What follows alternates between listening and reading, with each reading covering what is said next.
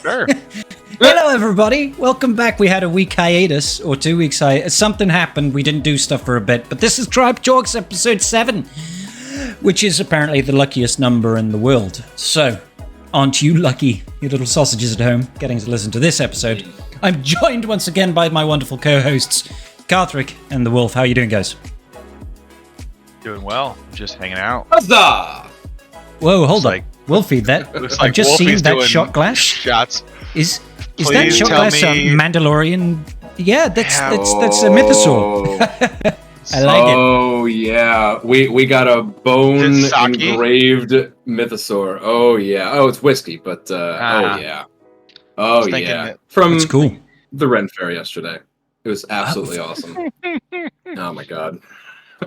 Nice. Back in those prehistoric days, the Mandalorians ruled the world. I think that's exactly how those events go. They talk about the Mandalorians, I'm sure. But I'm glad you got the shot glass. It's cool. Yeah, oh yes. It's cool. Oh yes. It's good.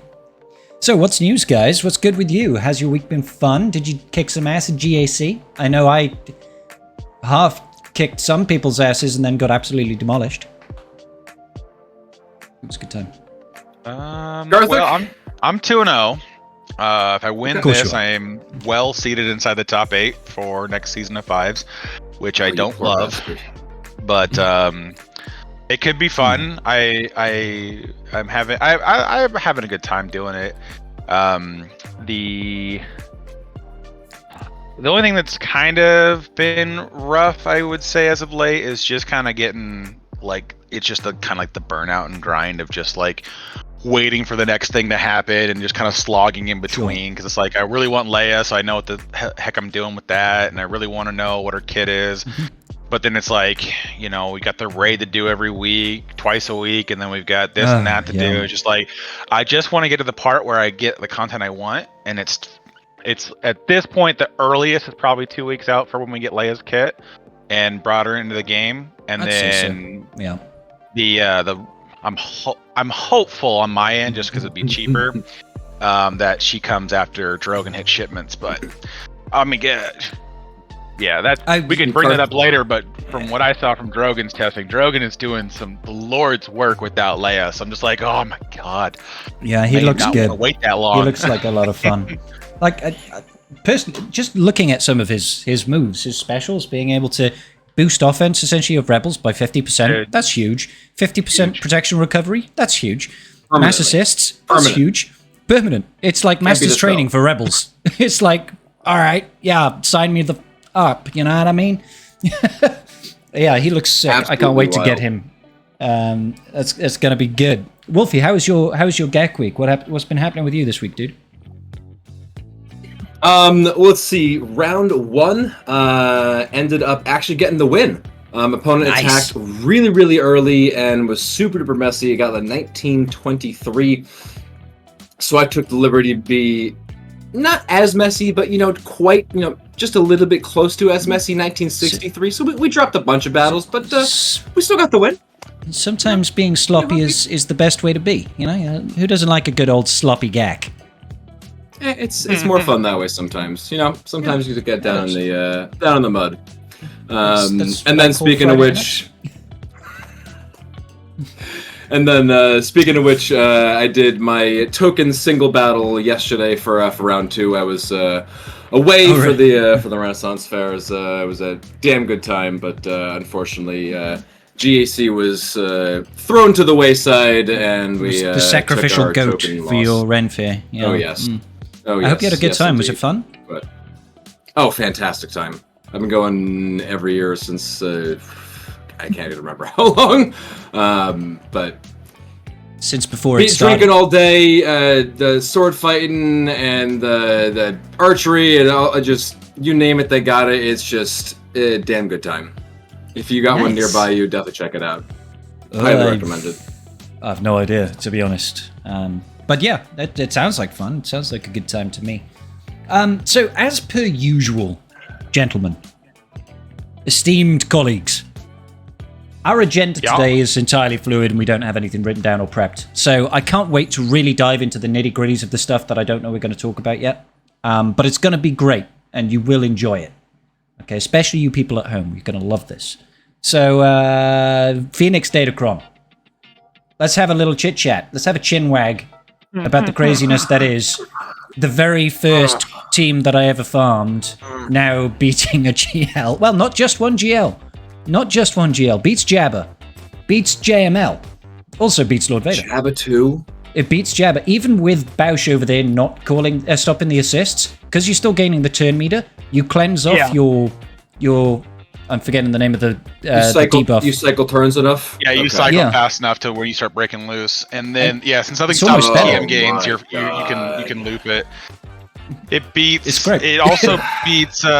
Basically, it can beat anything that can TM loop against. Yep. But like even JML can win against if you can get the counterattacks to get somebody cleanse and start the assault. Because once you can start critting, Rex will start cleansing everybody and you're fine, but he needs the counterattack out the rip. But the team can beat quite a few GLs. Basically, as long as they don't have passive TM generation, like if you put like an old Ben in there where he would gain TM when allies get hit, then you could probably cause a problem. But I don't know who's going to put JML on defense in 5s, but yeah, I'm just throwing this out there. No, I remember that scene from Rebels where Darth Vader was walking up and Kanan and Ezra ran like little bitches because they couldn't do anything. They're like, oh no, what are we gonna do? I don't think Rex being with them would have made the difference. This is absolutely absurd. He would, because Rex was fighting with Anakin for years. He knew his tricks. He knew his tactics. Oh my god. Rex is just like, ping ping, fuck you, bitch. I mean, if in Rebels they had this Datacron, all right, then I think they'd be fine. They'd be like, "Hey, Rex." With the Datacron. I mean, it could happen. Yeah. I mean, let's be frank. Without the Datacron, this doesn't work. But it's still, I think it's a case in point of where Datacrons can be fun for the game, because it is incredibly enjoyable to watch something like Phoenix beat down GLs, just because you're like, this team is dumb. I love it. It's so stupid. I should not be able to do this, but I love it.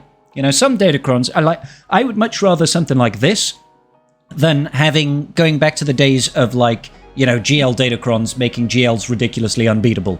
You know, this is stupid, but it's stupid in a fun way. You know, I would rather have this level of Datacron than stupid max evasion, no cooldown, constant ability block, health steal Lord Vaders.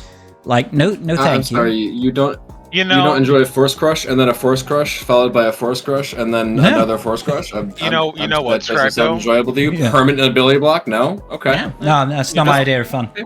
You know what would be fun for you is if you just had Slacker, then you could not have to worry about health steal or the Vaders. You just kick them until they died.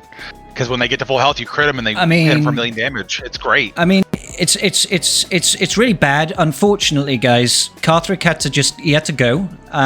Something came up, and he does apologize profusely, but he can't make this episode of Tribe Talks. There was something about him being a little bit. I totally muted him as well. Right now. It is really funny when stuff like that happens. It's really funny when that happens, though. I was facing a Lord Vader team the other day in TW, and it had World Guard and Ninth Sister on there. We're still standing with Lord Vader, and he health stealed himself up to full while they were sitting there at about 50%, and they get knocked down to the yellow as Lord Vader just bites the dust. I'm sitting there staring at the two tanks wasn't there a galactic legend there at some point? Oh, nice, good talk. It's amusing how that actually screws him over against Slacker. Well, the health steal. Yeah, which, as we know, a little bit more powerful. Is a very powerful effect where you can steal another unit's health and add it to your own. Hashtag yes, 2023 Rambam. 100%. He's an astute learner of the game and appreciates both Tuscans and health steal. So, however, it doesn't seem to make the health steal an effect versus Phoenix. It seems that Phoenix don't seem to care very much about that because Lord Vader just dies. He does. He gets a couple of armor shreds on him, and he goes from 100% health to, oh my god, I'm dead. Yeah, it's really funny. It's I've spent 3 minutes trying to kill Reva, and now Lord Vader just dies. And then the rest of the team are all still in stealth. They haven't even taken their turns to get rid of the stealth from Lord Vader's leadership. They're just like, guys, what do we do? I don't know. What do you do? And then, yeah, Lord Vader dies, and it's just the most satisfying thing in the world. Now, I know a couple of people have suggested, is CG going to fix this? I mean, I don't think they're going to fix the Datacron. That their stance has usually been, the Datacron will disappear, so we're not going to fix it, right? It's first off, it's 100%. not that hard to stop, right? Like I just said, like Lord Vader with Piet and Maul will make the counter like 35% success rate. So you're riding on a lot. Like you're hoping that Rex is the first one to go. He gets the days immediately. If he doesn't, then Piet goes. He gets the AoE days on you, which means you got to wait a turn to cleanse some stuff here. And then by that time, it allows Maul to get in there, and then Maul just will one-shot something because you have no protection up built. You've got your stats are a little low, so he'll usually go right after Rex or Hera or Chopper, and then the fight's over. So it's not hard to place around. You just have to sacrifice your troopers team to make it work. Which, I mean, if you're worried about it, then and you still want to put Lord Vader on defense, then that's what you got to do. I mean, I think assuming for the most part, opponent has Phoenix. Exactly. This is the point that I was going to get to now. Is like in my ecosystem of GAC at the bottom of Kyber 1, I'm pretty certain I'm not really going to see many fully relict Phoenix squads there. They'll probably have the Datacron more than actually having the team to run it. Is more likely, you know what I mean? I assume Wolfie will experience mostly the same thing. But Karth swims in very deep and dark waters. Yeah, it's everybody has everything. A little murky out here. Gets kind of crazy some days.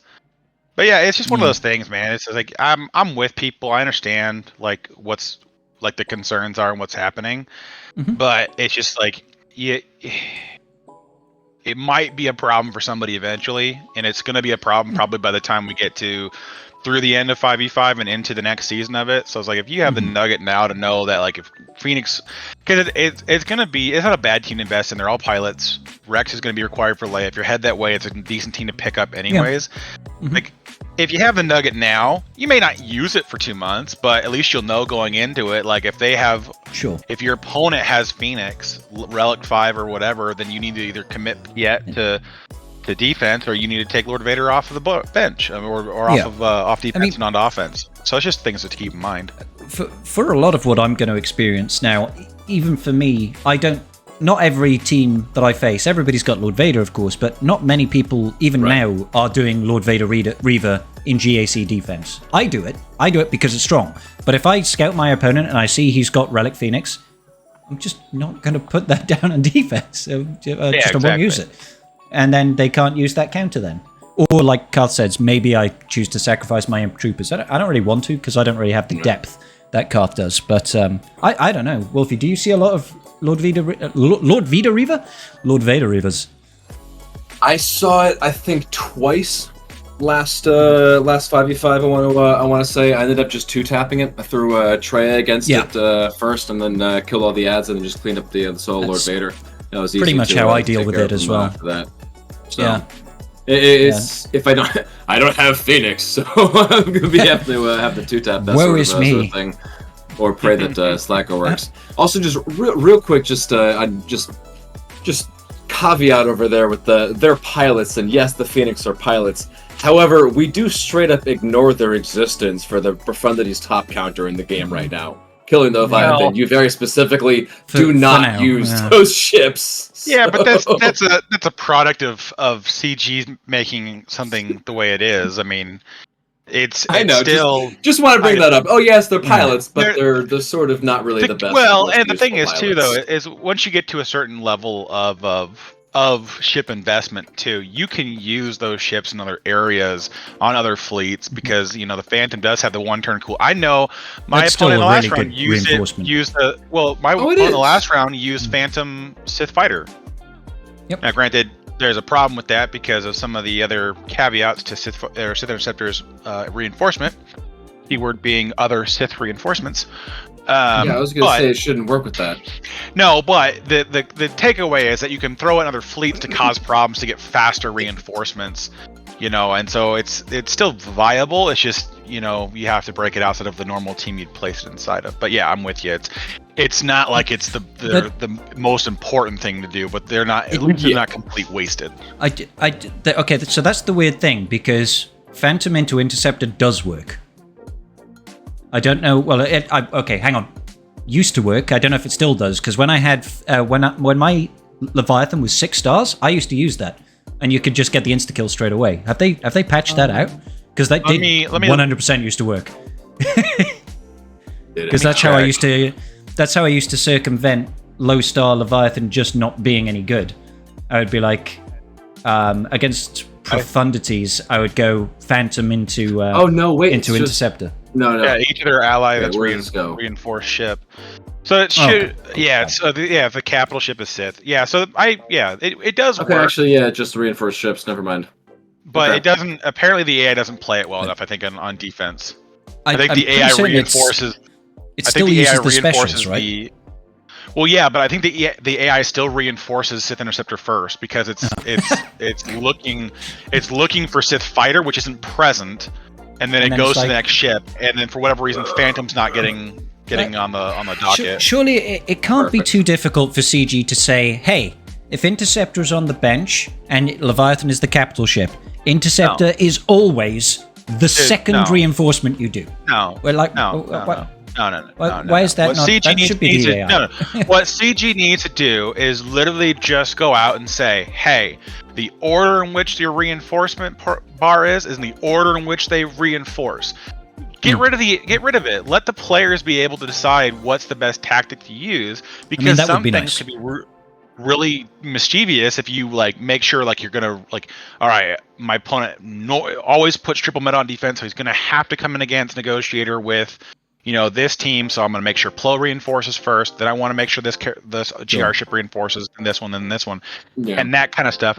But just make it that way. It doesn't need to be, let the AI try to figure out what's going to happen. I mean, the AI plays so stupidly. That's why half the counters work in this game, because the AI is like, well, I shouldn't use the abilities that combo. I should use the abilities at the highest cooldown. And I'm like, no. I definitely feel like I definitely feel like that is a deliberate balancing choice from CG. It's like, we're gonna make this team worse on defense just because of the AI. I feel like they deliberately do it, Well, and that's Jedi Knight Cal is exactly that way, right? Because Jedi Knight Cal will only use his whirlwind on defense, so he won't change stances. So he'll go to 10, and then he'll go to 5, or then he'll go to 15, then he'll go to 20, then he'll go to 25. So it takes him 7 or 8 turns to get to that instant kill. And then he doesn't even use it. It's he's such a crap character on defense right now. There's some pros to having him. That makes me sad. If it's all about getting that freaking speed, the Datacron right now, you get the speed up when he starts with on the basic. Impetuous. Yeah. Well, no, his level 9 is that if he starts with his back, right. And whenever he gains it. Whenever he gains it, he gives the team speed up. So it's very annoying to put Jedi Knight Luke with Jedi Knight Cal on defense with Shock T, because you can't outrun them. You almost have to come in with a Han Solo team and with a high offense, high crit damage, try to stun them or kill them or whatever else. Well, because it's just they start with speed up and then Shock T 360 with 25% speed. I have his Datacron. I've got it. I just don't have him. He's got to get him. Well, I just need the character, that's all, and the relic. You got roughly 30 days. I say, hopefully, end of this month we should be getting them. Yeah. I'm closing in. End of this month is the beginning of the window in which he could return. My guess is that they're not going to have Leia and Cal come at the same time. They're going to separate them by a couple of weeks. Yeah. And if one of them's getting bumped, I'm going to guess it's going to be Cal. Cal's going to show up mid-October. I don't think they've ever done a 4-month cadence over there. If they break the cadence, they did 6-month last time with Grand Inquisitor. I mean, it's between 90 and 120 days is their release window of the events. Somewhere between 90 and 100 and 120 days has been their cadence. Go hop in a time machine and tell that to when Malak first came back after 165 days or whatever it was the first time. The bastard. Yeah, I'm with I was you. so angry. And there have been exceptions, yeah. Well, There's and been there- exceptions, and there- for the most part. Let's narrow it down then. Specifically for like legendary event characters, it's Yeah, been think like that Jedi window. Luke. But like Epic, Jedi Luke like, has been they 3 could- months. It's been Yeah, 3 months. they could break it, but I mean, yeah, GI of course is the one where everyone's like, "Well, remember GI?" And I'm like, "Yeah, something tells me that was deliberate." And then it was partly- 3 months after that, yeah. Yeah, It felt like they wanted to coincide that with Scythe in Conquest. well, 'cause- that was part And of it. also they wanted to give a reward to the people who were got him unlocked first, so they would be the first ones to get their Reva shards. Yeah. So they'd be the first ones unlocking GI. Stupid. They would have an advantage for a little bit and Yeah. reward the whales for investing early. Yeah. I mean, I can't blame them. Yeah, it's yes, it sucks, They're like, but yeah. Well, It didn't something bother me, tells though, to be that- honest. That TB was not supposed to be delayed as it was. That I think that's what tied it together. They wanted to launch the new TB with the Return of Grand Inquisitor, and then it got delayed by a couple of months. Yeah. Okay. I mean, It makes the I was most sense, 'cause perfectly otherwise happy I don't see- because Yeah. I was so far behind on the GI farm. I was so massively far behind on it. I didn't even think about doing it until I think it might have been Scythe got announced and then we had the 3 months and then he dropped or something like that. He came back when it finished up. It was something like that. So when Scythe got announced around there, yeah. as the Conquest capital ship, as the Conquest reward, I immediately pivoted and said, "Okay, I'm getting GI," and I just started. And I had Right. nothing, and because of the delay and how long that event was, I perfectly timed it to just finished up R5. I think I R7 the whole lot straight away. Actually, R7 my Inquisitors, and he came back, and I got the Conquest unit. I was like, perfect. So I was actually really happy he was delayed. End of December worked out perfectly. I think it was like he dropped right after the first TB, so again, it just worked out perfectly. So that right after that first run, you got your Reva shards, and then they had brought GI back. So great, now you can start contributing if you didn't get them before. So Yeah. they will do that sometimes, and but you know how it be. It did finally make the Inquisitors a good faction. It's yeah. CG said they were gonna be so good, they were gonna be the best, and eventually they were pretty good with Reva, just not with their They legendary don't unit. suck. They don't suck. What can you tell me about the Inquisitorious faction? Well, Scribe, they don't suck. Huh. Insightful thoughts. But yeah, I should be ready for Jedi Knight Cal. I know Carth's already got him. Will, have you got Jedi Knight Cal? Wolf? I do not have them, no, but I am ready to go. I just got saw Sick. to Gear 12 a week or two ago, so I'm good to go on that. Everybody else is Relic 7, except Marin is 5. But otherwise, Okay. ready and waiting for that dude to come back. Maybe start insta-killing fools. I'm ready to counter Malgus with some Jedi. Oh, that I'm looking forward to. I personally, I think I need one more day to get the shards from Merrin, and then I think I need about 40 more shards of everybody else. But I am double refreshing those nodes, so I'll be ready well ahead of time. Oh yeah, you'd be good. And all the gear is basically there. They're all sat at gear 11 with blue tick, well, not green ticks, because they like grayed out, aren't they? Because you can't actually apply them. Right. But yeah, they'll be ready. They'll be ready. I probably aren't. The taunting I'm probably ticks. not going to. The taunting ticks. They do. They taunt me. They're like, "You are not whaley enough to have the 7-star gear 12 glory." You cannot have this. No. You cannot have this. One day he broke out of his cage and he got this. He had this. Oh So, god. yeah, I'm excited. Yes, I'm we make looking forward Borat references in 2023. to the action ash.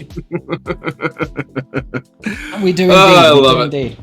So it should be good. I'll be happy, and I'll be even happier when we get this last 2 weeks that we're starting. Tomorrow is the final round of Conquest for Malicos. Malik these nuts. It's going to be awesome. I can't wait. I'm so pumped for Malicos to drop into the game and just fuck shit up in 2 weeks in a day. Good time. I can't It's gonna be wait, a good guys. time. Are all your UFU... I mean, I'm not going to ask Karth because that's kind of redundant. But are your UFU teams ready? Well, so I was saying, I just got Just got seared to Relic 7. I've got Unaligned Force User Cal sitting at Relic 7. Oh, yes. Fulcrum I have at Relic 9 for a little mile because of sub-goal things. That's and then, not a bad Relic 9, though, now. Not these days. That is a pretty damn nice... No. That's pretty damn nice. These days, yeah. That one aged well. How's my last Ufu? I gotta figure out a tank. I don't want to put crew on the team. That sounds expensive. Are you gonna be running crew probably over there, I think? 100%, man. Crew doesn't have a place in the game. He belongs nowhere in this game. So Crew is absolutely a Malicos guy. You know what I mean? It's not like he can go under a Galactic Legend or anything. Crew can't. No, absolutely not. First Order doesn't have a Galactic Legend. No. Okay. If only they had a GL. The reality is that there's just no reason to put Crew with it unless you're putting it on defense. So it's like, who cares? I mean, it's a new meta team. I usually put those on defense so the people that are fighting it can go, what do I do against this? There are no known counters just yet. And then they can figure it out, and I'll just laugh in defense mode. Yeah, well, I mean, that's... Because I think we're talking that kind of a useless tank because there's no other Empire there, so she won't actually taunt. Yeah, so. she's not a good tank for the team. And, I mean, the reality is that you don't really need anything too crazy to go work with...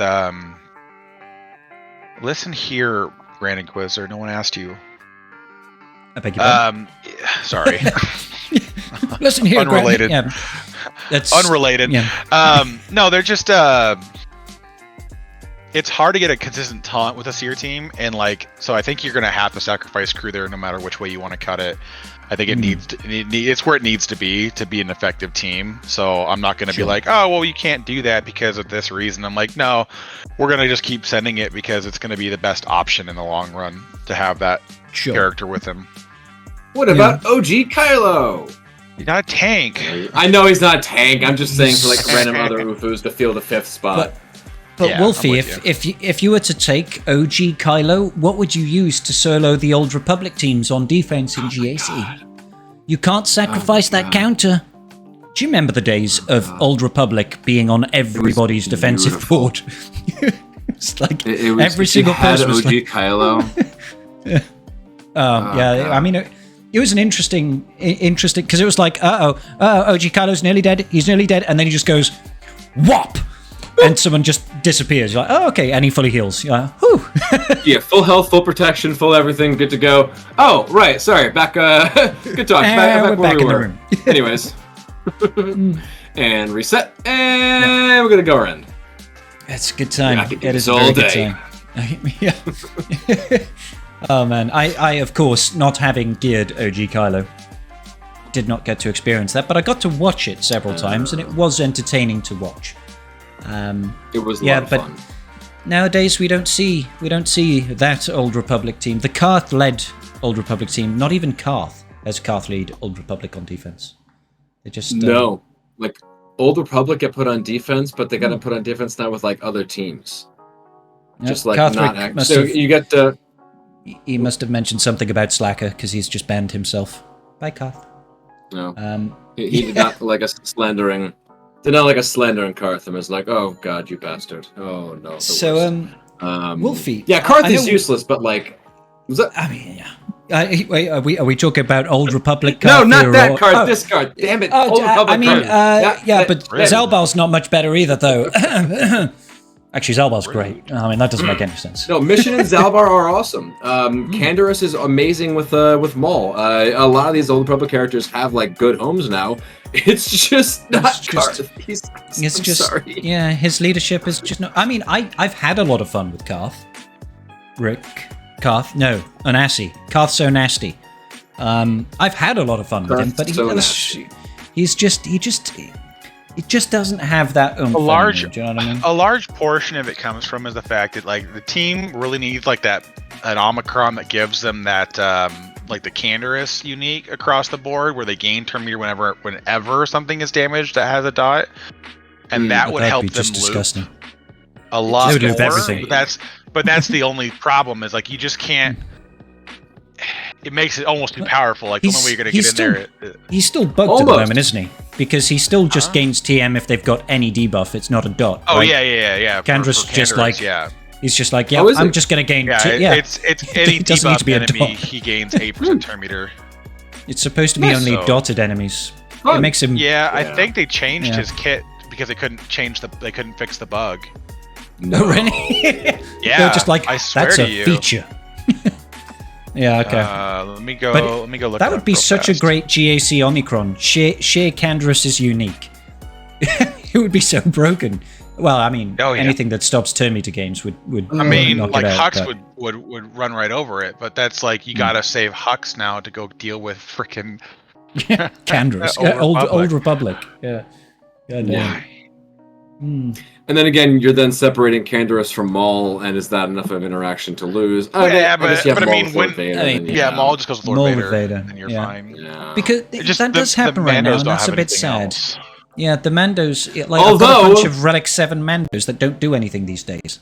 It's like, Although, if you're taking Lord Vader off defense because your Phoenix are countering him so easily, maybe you'll put a Maul team and solo something on offense with Lord There we go. We just use Lord Vader to such solo a weird something. Conversation, guys. God. I will never get used to this.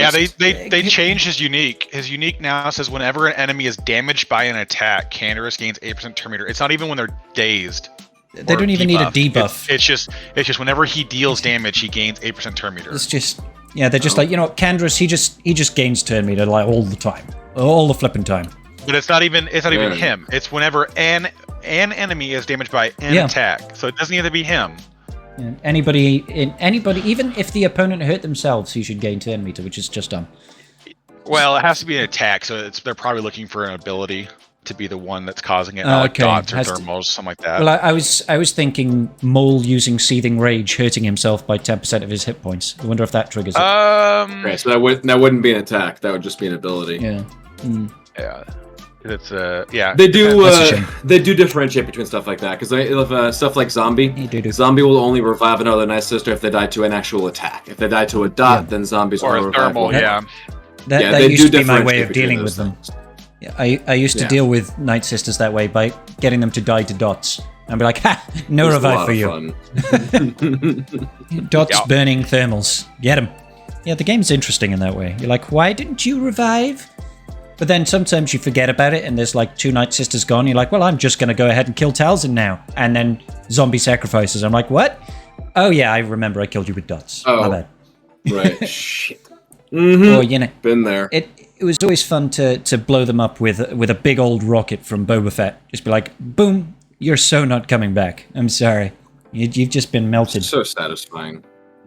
Oh, yes. Yeah. I never thought I'd see people the day, now have actually. actual relics on the Night Sisters. Was that? I was just thinking, like, Boba Fett was great, and then Jango Fett came out, and Jango Fett was like new hotness, right? Because he had the sexy pistol sounds, and he had that shiny blue armor. You were like, yeah, you look badass, and he did loads of damage. But then everybody had to relegate their Boba Fett, and they realized how freaking satisfying it is to rocket someone to the face. Well, and they're like, okay. So and then everyone started relicking up their Night Sisters, and now Night Sisters can actually take a hit. And now we need Bando to kill them. Damn, the joy that is this game. The thing right now is that Boba Fett's unique. It's like they're like, oh, he gains 100% armor pen, basically 100% of his armor pen. And you're like, okay, well, I'm looking at your mechanics, and you don't have armor pen in your kit. And so I believe actually what they ended up doing is that they just changed it to that he gains 100% armor pen. Yeah. Fair enough. That's why that rocket deals so much. Yeah, because he has 0 defense penetration at Relic 8. Yeah, okay. And his payout says he gains 200% of his defense penetration, which is 0. Fair enough. Yeah, 200. So it's like 2 times they 0 basically is 0, changed guys. it. Yeah, basically they turned it into he gains 200% defense penetration. I mean, that's like the it's like the T3 Zeta, right? It's like part of it is he shares 100% of his defense penetration to all his allies, but unless you've got him to gear 12 or relics, T3 has got no defense penetration, so he doesn't share anything anyway. It's like because I think mine is still gear 11 right now. Poor T3, poor Sortie. I mean, with Lobot, I think I'm going to have to start giving T3 a little bit of loving. You know what I mean? Oh, I love that droid a little bit. T3 is an awesome droid. I'll tell you one thing that actually is low-key annoying me. Yeah, we lost Karth. You talked Sorry, about I had to leave out of the room for a minute. That's okay. No, the one thing that low-key annoys me with Lobot's rework is how many people are like, well, can I get a sortie team up and running? I'm like, you've got 12 other projects. Why? Yeah. Like, it's going to be a somewhat decent B team. Because Lobot, damn it! This show some memes. Respect. I mean, if I do it, Iz might come on the show. That's the reason anybody wants to do anything with that sort of team. No, I'm 100%. I'm probably not going to touch any sort of sortie comp for now. There's just too much I need to do outside of it. You know what I mean? We've got the Malicos team. We've got GL Leia coming up. We've got Jedi Knight Cal Kestis to do. It's just like, do I really have time to... Because for me, it's not just Gear T3, right? Because I don't really have... I don't have L3. I don't have... name some other droids that go on that team. BB-8, obviously, everybody's right now it's usually like BB-8, R2, Sortie is a good on the team. I think people throw like obviously L3, like IG. Sometimes HK as well, and I've seen people use HK sometimes. Yeah, but HK is now Relic light 7 side team. Oh, does he? Wants a full light side team, his stuff takes a light side leadership, but he only shares like the Foresight to light side droid allies. So it's like it kind of works, but like you kind of want to curtail it to being full light side if you can. And R2 is actually, well, they say R2 is going with GL Leia as well. So I'm not going to sacrifice. I'm not going to like weaken the GL team to make a B team better. You know what I mean? If that happens to be the case. As one of our friends had pointed out in my chat a while back, Lobot is sort of R2's replacement on the sortie team. If you have a sortie team up and running, and you're taking R2 out to throw him on the GL Leia team, you now need another light side droid or something to throw on the team. That's Lobot. Yeah.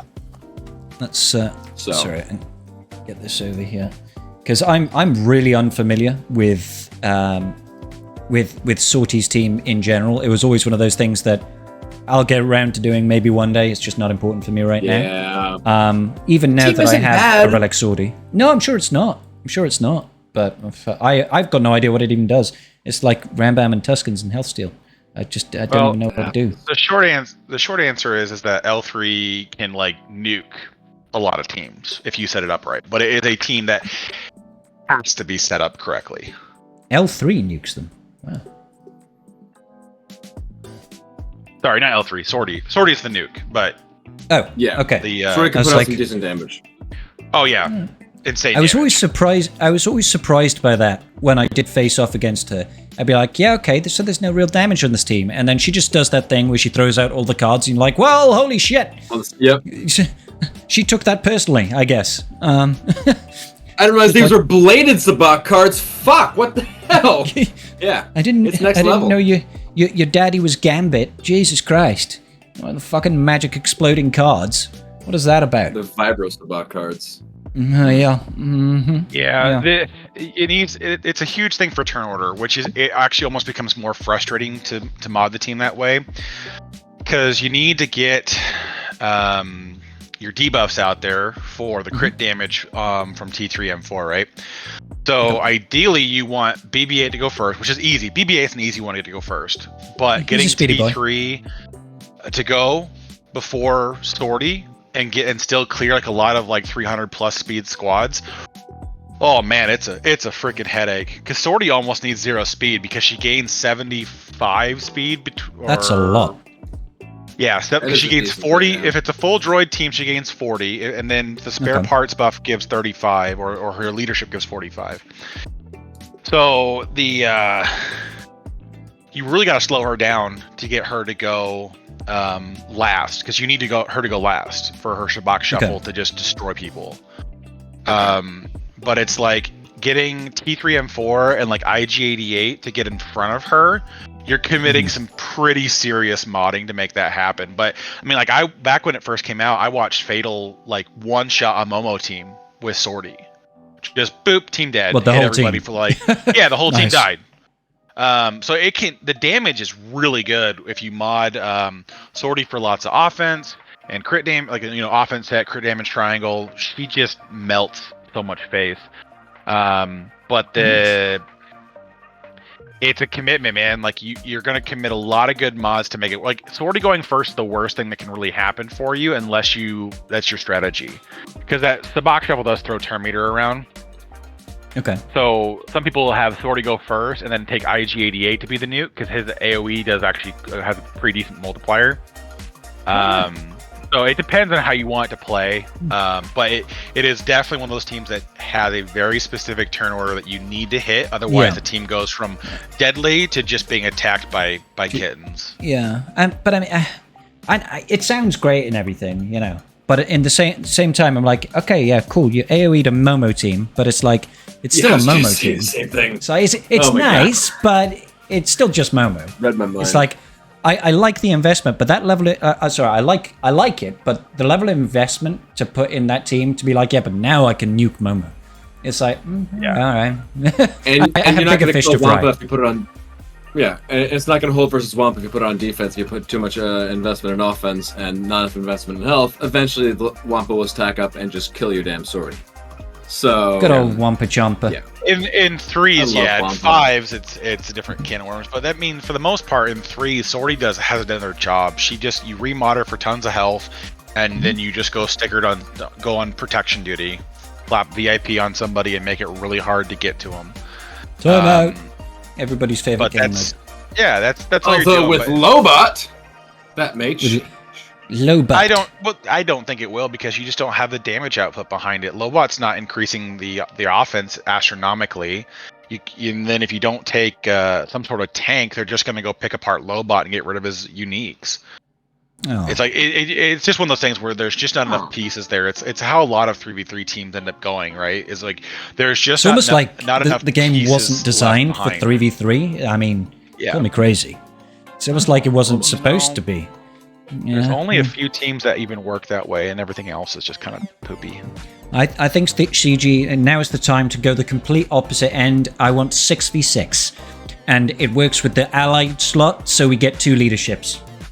Make it happen, CG. God, could you imagine the broken teams that could be made? We've already low-key had that in place, right? This last Datacron set with the Basti lead being on the Datacron set. Hey, and technically Captain Rex's Datacron is basically his Omicron, so you could technically double up his Datacron essentially. And not that it really gives the extra benefit, because half of it is being. The dots should, but the thing is, half of it is cleansing, ability block, and days. So you can't stack that. You're cleansing, but then it's supposed to apply dots. So technically, instead of 2 dots, you put out 4 dots, which is okay. The dots can kill people. Double cleanses. It really cleanses. Twice the cleansing power. Deep cleanses. Deep cleanses from, but it does also give 30 speed. So, there's 25 speed, I think, in Rex's unique. And you're adding an extra 30 of that with the Datacron. So, I mean, it's still nice. 25 in the unique, 25 in the Omni, and 30 on the Datacron. Exactly. So the Datacron adds plus, with the Datacron and the Omni, you add plus 80 to the entire team. That's a massive jump. Yeah. That's going to be a pretty terrifying team to go up against in 3v3. No doubt. Not 5v5. I mean, now the downside is, of course, is that I still just walked right over it. So stupid Iden. Iden destroys a lot of amazing teams. So that's high praise to say you're using Iden against this team. Well, yeah, but I mean, it's just. And on that note, let's gear up Iden. I mean, it's just one of those things where it's like I'm 100% with you. But it's I don't know. You keep hearing this from like Xaereth and other the Gauntlet Guild players. Like the rule of 16, right? You need 8 teams for defense and 8 teams for offense, and that's basically what you plan, and everything else is kind of flexible beyond that because you don't really care. Mm-hmm. Now, granted, that doesn't work quite as a 1-to-1 to GAC because you have to have cleanups available because drops happen, or you need to plan a 2-tap. Not me. I'm flawless, mate. I never drop a battle. Never. All right. Not once. If you say so. I just sometimes don't kill it in one. That's all. Yeah. And, oh no, my SWGoH history, it got deleted somehow. Oh, Yeah. no. Yeah. Never got the battle. But That's another scribe. The premise kind of seems the same. It's like there just becomes things that don't get set on defense because the counter is so cheap. And it's like in the lower levels of get out of Kyber 1 and 2, and there's a lot more broad stroke stuff that still applies because your opponents just don't have it, or they haven't seen it, or whatever else. You just don't have enough teams to go that deep, right? So you're just kind of stuck with whatever the play is, and so that's kind of taken with a grain of salt, I suppose. But it's just like most people don't leave anything on defense nowadays that can get Iden because it's so efficient. So it's like you don't see any rebels. So it's like if it's kind of that's why I don't think Phoenix will ever see much time on defense, because like Iden never goes anywhere besides offense because she's really easy to take care of on defense, and she's just much Wampa better food, right? Yeah, but there's like also like half a dozen teams now that kill what she used to kill. So I know that people like to use Wampa in many places, but Wampa is still such a solid counter to. I still laugh when you see people throwing in TIE Fighter Pilot in with Iden, and I'm like, okay, you just objectively make your Iden team bad. All right, that's okay, cool. He's like, but now Wampa can't beat it, and I'm like, well, I think you'll find Wampa can still beat it like 40% of the time. I'm not going to risk it. I'll just take in anything and just kill Iden. Go Rogue One it and then just destroy her face because she doesn't get her bonus turn and other shenanigans. And she doesn't revive. She doesn't revive anymore, so you just kill her immediately. And be like, goodbye. Good job you had that TIE Fighter Pilot, though, huh? Yeah. Best luck there, folks. Yes, there's just a lot of things that I feel like in the long run they kind of go back and forth on viability, but it's just one of those things like Phoenix is great. An annoying team, and if you're lucky and your opponent doesn't either have Iden or doesn't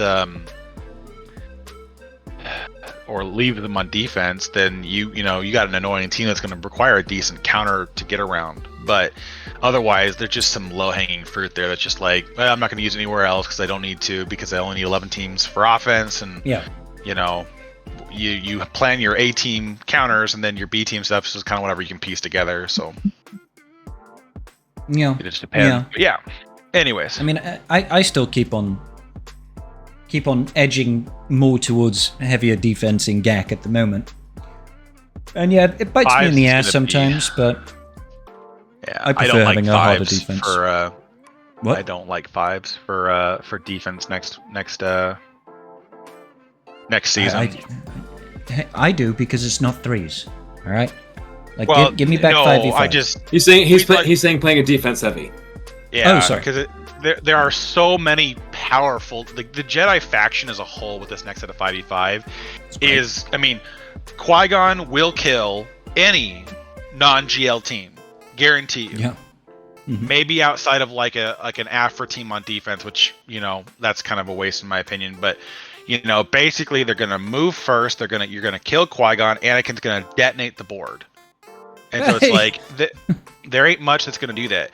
JMK is probably going to be just an offensive god next 5v5, and you're not going to be able to stop that. He's just going to sit there and laugh at you maniacally because he's going to ramp harder now than he was before. Yeah. And Jabba's going to get melted, or Lord Vader get melted, or whatever else. And then JML... I do need to get a JMK Cron sorted with the foresight stacking, because he passes so much of that goddamn foresight. Yeah, between him and General Kenobi, it's pretty freaking crazy.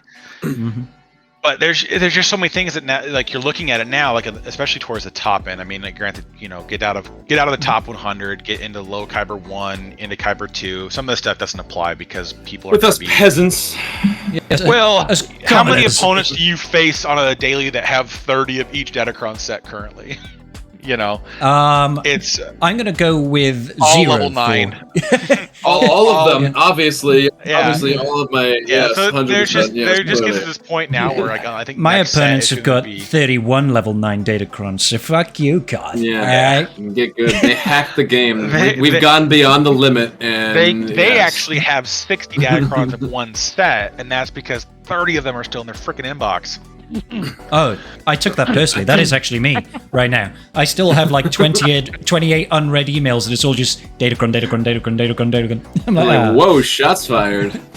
But that's the really good thing about the change to the stores, where you can just buy crap loads of data cache now, is now I don't have to worry about farming bonus node sector 1. I can farm the materials and just buy all of the currency that I want with ally points. And I love that. Now that's just delicioso. It's a nice improvement. Yes, huge. I love it. And it helps a lot with keeping things going, because like if you farm it every time it refreshes, so like 4 times a day, you're looking at like 5 million currency a day, which is fantastic because that's like just shy. That's like, so basically every day and a half of refreshes, every 6 refreshes, you can get a level 9 Datacron. So it's like if you are willing to commit your charge up currency there, which I know for some people that's a big ask, because I still do it at the moment, to be honest. I mean, I still buy the cheap gear, like the 320 pieces that I don't have crap loads of, like the Mark 6 med that packs. One row, Athacam, that's got value still for charge up currency. You in my need so opinion. many of them. Yeah, you need thousands. Many. It's just ridiculous. Holy crap. So I buy them. I buy the cheap ones, and then I usually just go ahead and buy the 1 million dedication, 500k dedication or something like that. There's 2 at the start. I usually buy those 2, and I'm like, okay, that keeps me ticking over, because I've never had so many level 9 Datacrons as I do right now. This is the most I've ever had. And I'm not doing anything different apart from this store refresh makes it so much easier to keep investing, right? Yeah, I love it. It's a great change. Great change. Overall, I think just be that once a week thing, and you're good. Well, exactly, and then you get frustrated when Conquest disappears for 2 weeks, because you're like, well, I had to farm so much data cache, but now I'm out of the materials, and I can't, get more Datacrons. Whereas now you can just keep on farming the materials, and once Conquest is gone, you can just farm the data cache with your ally points. So, because it's part of the fun with Datacrons is to get that perfect one, right, with all the good secondary stats and the ideal level 3, level 6, level 9, if there happens to be ideal ones. So going through and getting those new tiers is fun. Yeah, I like to do that sort of thing, even if it goes past the point of being economically convenient. I probably shouldn't do this 80 currency 200,000 reroll. But I really want to get rid of this 6% accuracy secondary stat. I really want to get my 7th offense roll or something like that. And then you miss Riva when you need to hit her because you rolled off of accuracy, and you curse yourself because you sliced away. And you forgot that you were running JMK, and you're like, damn it, I needed that accuracy, man. God damn it, JMK, you're as blind as a bat. This is very true. Yeah. I do wish that there was... He is OP. I wish there was a way for us to actually see what the accuracy is on JMK, because I swear to God, he is lower than everybody else in the game. Particularly with his first special. It's just the middle ability. Yeah. His basic is fine, but middle ability, He just whiffs it. And the irony is not lost on me that Lord Vader cannot miss. The polar opposites. He can't miss, and JMK can't seem to hit the side of a barn with that first special. It's just like, whiff. He did leave Anakin alive, so... Yeah, but he did hit him when he flew through the air. He didn't miss him. He cut off his arms and leg. Yeah, but I mean, he only hit the limb. Whoa, spoilers! Oh, God, I'm sorry. Spoiling a 20-year-old film. Damn it. So Vader is Luke's father. Okay, this is okay. I got Luke and Leia are siblings. No! La, la, la, la, la, la. This is my headphones. It doesn't work. Shit. Okay. Damn it. I think overall Datacrons right now are actually in a pretty good place. I've not liked them when they first came to the game, but it feels like they've slowly refined them over time, and they feel a lot better now. Yes. I'm just hoping for no more stupid evasion ones. Coming from the first set when you got Rey with the quadruple or double, however much it was, ultimate damage over there, where she just 75% additional damage per ally that is alive. There we go. So it's like in 5v5s, that shit was scary. She's just wiping teams, and you're like, oh, you got to ult, and just she still has all of her allies alive. Okay, just back out. Like, don't preload the team. Just don't even worry about it. Just back out. You're gonna die. Lose this round, sorry. Just accept your fate. She has 12,500 base offense. Yeah, okay, you are so dead. It's not even a little bit dead. You're very dead. Now, the progress they've made from that level to where they are right now. Yes, it's super duper silly that Phoenix are going and wiping the floor with Lord Vader. Okay, not wiping the floor. There are some contingencies. There are some, this needs to happen. This needs to work out. You do need some good modding. You need some decent relics and everything. But the fact that Phoenix have beaten Lord Vader, it's a lot more fun than Lord Vader just force crushing to infinity. That's a lot more fun. It's a lot more fun to have an almost meme team. It's not even a meme team now, thanks to the introduction of Captain Rex, right? But it's almost like a meme team, Phoenix. They're just that bad, right? Yes. To elevate them to beat GLs, that's humorous and funny, comparing to making datacrons for GLs that make them nigh unkillable. That's not funny or enjoyable to face. You're just like, oh, I see, they've got this datacron, and I just now want to gouge my eyeballs out. I don't want to do this fight.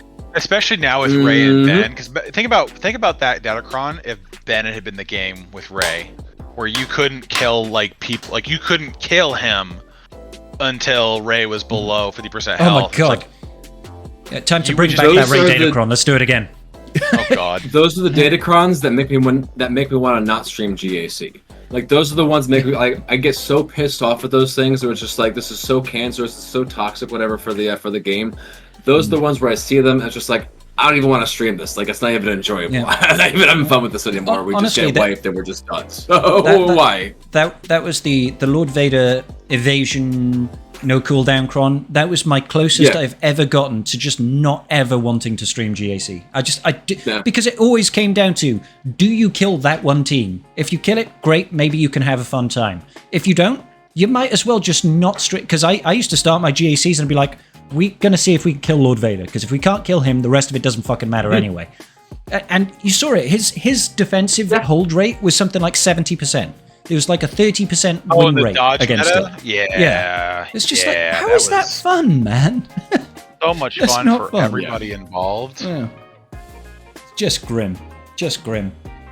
And the thing is you couldn't afford to be like, I'll just take it on offense. Yeah, I'm sure there are people spending thousands getting all their datacrons, getting 30, 100% evasion datacrons. I fought people who had what was it? 100% evasion, the dodge. 100% dodge or whatever else. I mean, so it's like, if you didn't win with Fennec, the battle was over. Yeah. Pretty much. Well, this is not how I want to play my game, so go away. Yeah. I'm gonna go cry quietly in the corner as I just get molested to oblivion. You just be there with Lord Vader with that much health, and you've got Fennec going to go for a kick and just goes whoosh, miss, and you're like, fuck you, and then Lord Vader takes a turn, boom, fully heals. You're like, I hate this game. Or I apologize to Scribe for the reference. I'm gonna say I apologize, but Karth can probably come in. Wolfie had to go. When you're taking that unnamed GL versus our boy Lord Vader, and Slacker needs to hit him so he can health steal up to get to full and survive a little bit, and it's like miss. It's like, okay, well, I would have survived this fight, but I couldn't health steal because I couldn't land a fucking hit. Yeah, it was like one of the things where you were praying they had a heroic tank that you could just poke and stun lock, so you always had somebody to hit to keep healing off of every time. And then when you killed them, and you got just down to you and Lord Vader, you're like, all right, I need you to be full health so I can poke you and kill you. Otherwise, this fight comes down to the 5% chance that I land a hit. Yeah. I'm like, oh, this is atrocious. I don't want to do this. If I remember right, during that time, I think my Fennec cron that I was using just so happened to have something like 30 to 40% accuracy. So I was like, when I rolled it, I didn't want it. But when you realized that it was actually going to be important, it was like, oh, thank God. At least I've got a little bit of extra accuracy here. Because she didn't And she has necessarily accuracy need in her the more mastery. damage, you know. She does, yeah. She does, which is sick. Well, Yeah, which was no, convenient, not normally. Not normally it's sick, but it was sick then. When there was evasion crons, it was like, oh, praise be to Fennec. Yeah, good time. Yep. Very convenient. I still love Fennec to this day. I still think she's a boss. You know, I guess the only downside I feel with Fennec is I think I've spoken about this before, but for me it feels like the Fennec team is so good at killing Lord Vader and so useful for killing Lord Vader that when you don't use it to kill Lord Vader, it almost feels like the team is a little bit like, yeah. It's like, it's still good, but it's like a good B team instead of a GL killing team, you know? Well, and that's Fennec not is entirely... really good at getting contracts. Yeah. She like, does damage so many times. So That feels like an insult, because she's so fucking awesome, but she's great at getting contracts. Yeah, but that's the crazy thing. Okay. Go back under Maul lead, or not Maul lead, Bosk lead with if you take Boba and Fennec on the with Bosk lead, you don't need grief anymore because you don't need that second assist. And you're right that his other mechanics are still worth it.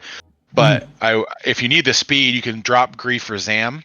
And you can actually do some GL hunting to a degree with Bosk bounty hunters. Granted, it's going to need a high relic investment to go after things like JML or whatever else, but you get your contract in like 2 seconds flat, and then you just go in and wipe the board. But it's doable, but you have to really rethink. And I think that's the biggest problem when it comes to like, oh, well, if Fennec doesn't work, I'll just repurpose my bounty hunters for another counter. Well, that means you remodded your bounty hunters for that counter, right? Right?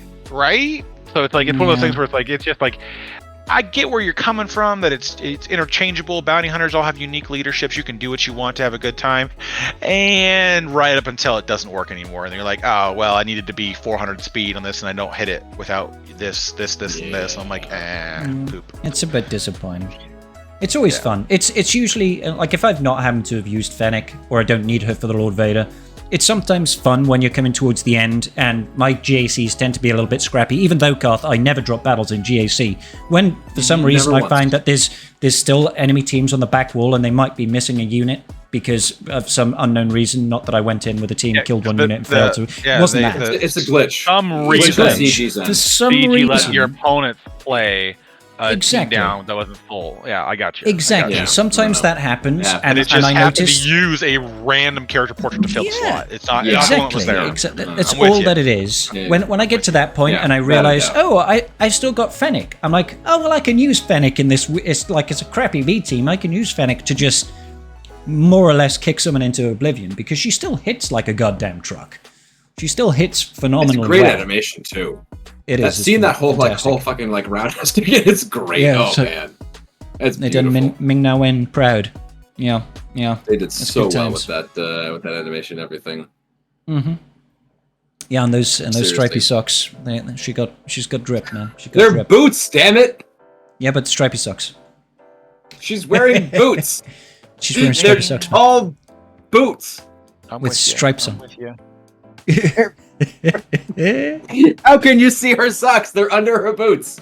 Listen, if you can see her socks under her boots, I have questions as why you're looking at her socks. We're playing in a universe with space wizards. All right, socks go over boots in the Star Wars universe. You wear them on top. That happens currently in our day and age. That is a fashion sense. People put socks over their shoes. They're fucking weird people. I mean, they wear socks like over like high tops, so like the sock will come down over the top of the really what comes up your leg. Yeah, I'm so glad I don't understand fashion. Kind of but it's not like an actual. That's not a sock. That's like a legging. Well, but it's a sock that's designed to not. It's a legging that doesn't it's designed to be a sock that doesn't have a foot. So it's just designed. It's literally just designed to go over the top of your foot. Like it's just not designed to be worn on your foot like a normal sock is. But they still call it some sort of sock. I don't remember. But it's something that does exist. Back in a second. This has been one of our stranger tangents. Yeah. And I Anyways, think that and we've- back to SWGoH. We've gone on. No, actually, it's still tangent time because Scribe's taking a walk. He's gonna go find So what about these tube leg holder thingies? Go on. leg holders. I don't know, man. I just find interesting things people will wear. I don't. Oh man.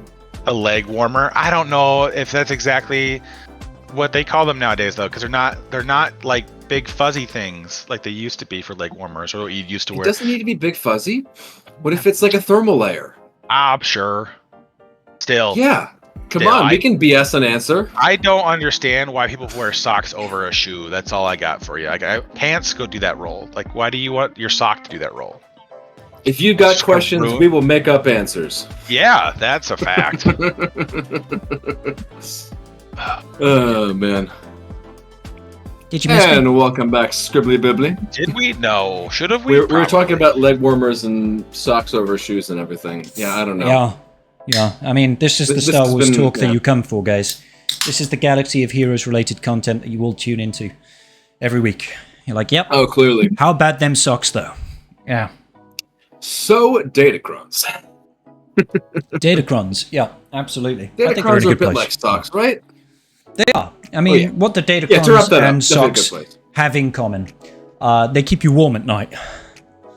That's about it. I don't wear socks when I go to sleep. No, Anyways, God, no, moving that's on. awful. Or anything You like know, that. They don't get me warm at Point. night. Ooh, Karth, talk dirty to me, baby. What should we talk about next, guys? What have we got that's fun and upcoming apart from GL Leia and Malicos? Who's the? We talked about Drogon a little bit, right? Yeah, we did. We were, and then I got told got- to be quiet. Oh, yes. Sorry, Well, we we talked were. about Drogon before we started the talk. So Karth decided to start Tribe Talks before Tribe Talks had started, and we had to tell him off. He preloaded Because if we didn't- Tribe Talks. He did. He preloaded it, and the thing is I don't know if you've noticed, guys, but Karth can talk for quite some time. He's got a gift, the gift of the silver tongue, and I realized that if we didn't stop him then, Tribe Talks would be delayed by 30 minutes, and we wouldn't have anything to talk about Drogon. So Karth, tell us about Drogon, man. No, I mean, Drogon himself, I think it's just the fact that it's just what his kit does right now makes him just a monster. And like, Yeah. so much. I mean, like, I think it was on Arnold's video where he showed Sana Staros just tearing apart Jabba team Nice. in Arena. And I'm just like, Ooh. that is, well, because Leia's damage is through the freaking roof. Like, Leia's just like, oh yeah, by the way, let me just casually enjoy another 50% offense. And she's just like murking the entire field, but she has so much potency that the ability blocks land consistently. As in Rolo? You say Rolo, Leia. yeah. Yeah. Okay. I was So really be hoping very it was specific up Princess here. Leia. Yeah. I saw the look on Scribe's face. He's like, I "Are we was talking so about excited. like Princess Leia?" He was so excited. Oh I would my be like- God, Garth. I'd be like, Oh, you and we're bastard." relic 9ing Princess Leia. Let's go. I don't have Sana Staros yet, but we're doing it. You got his hopes up. Oh, I you was so bastard. excited. Yeah, you ruined it. You dashed it to little bits on the rocks. Never mind.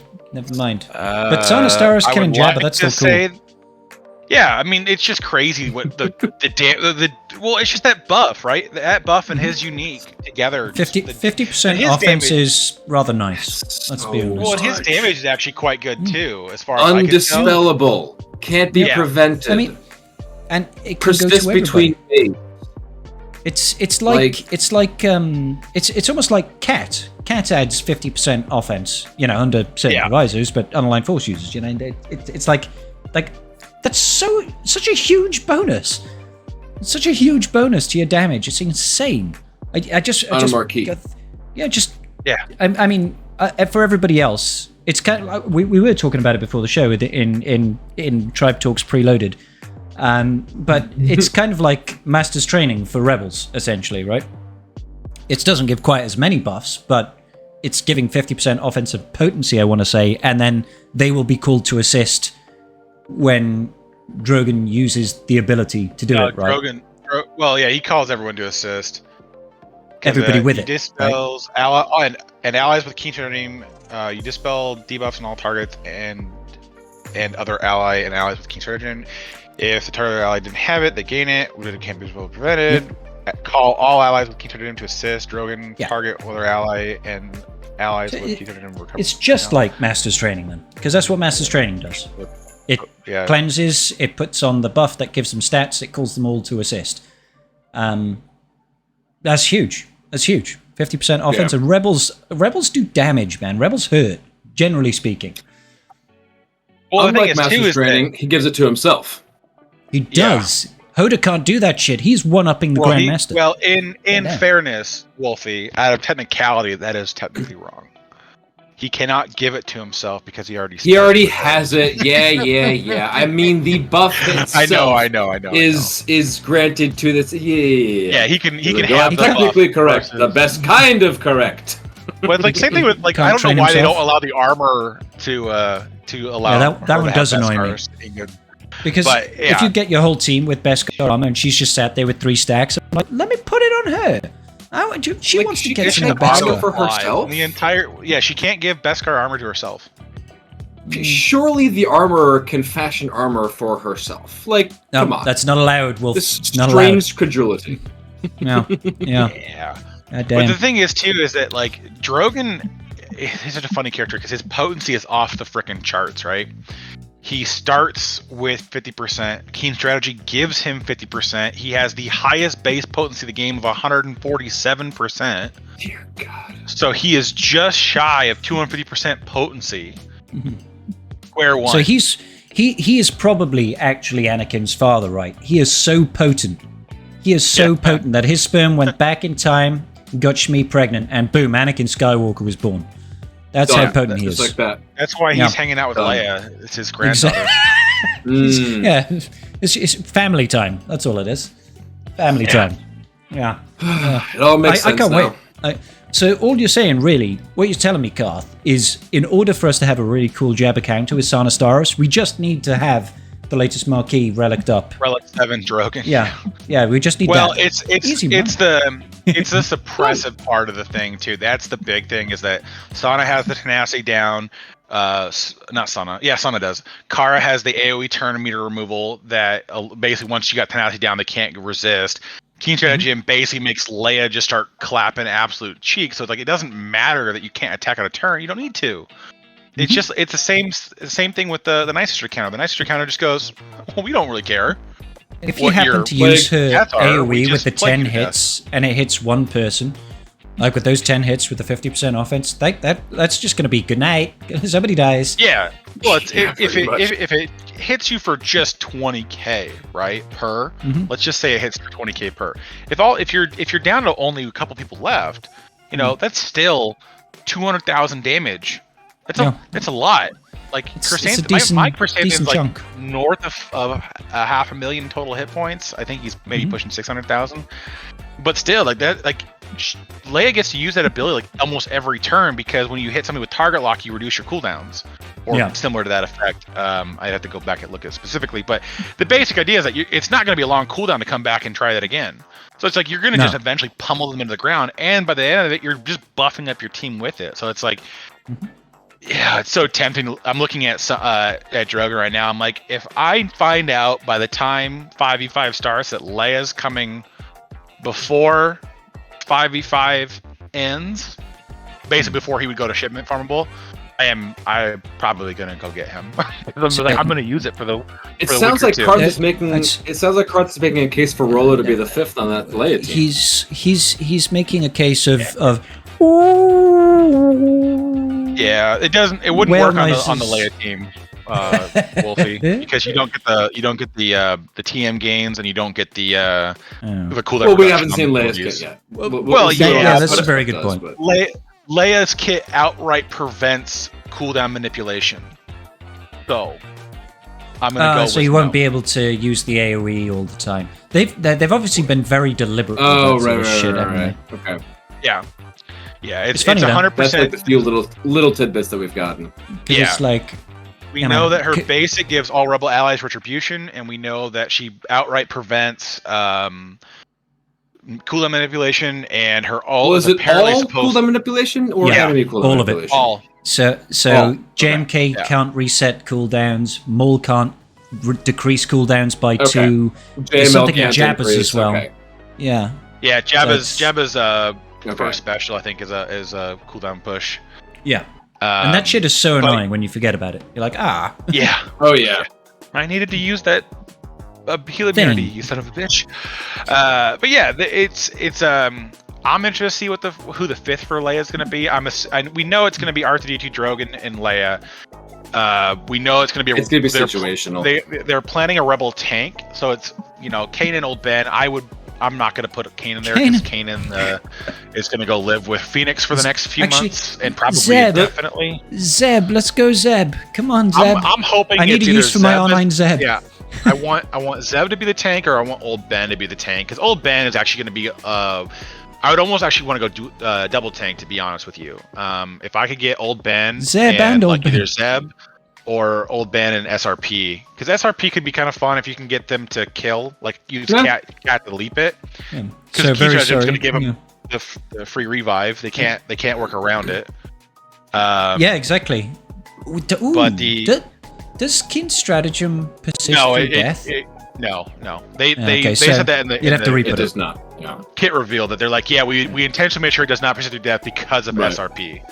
Like we did not want an infinite revive mechanic on the unkillable, team. Unkillable SRP. It would be a timeout. You'd kill Leia and you could never get rid of SRP until the battle. Well, you would need something that prevents revives, right? So which would just be irritating.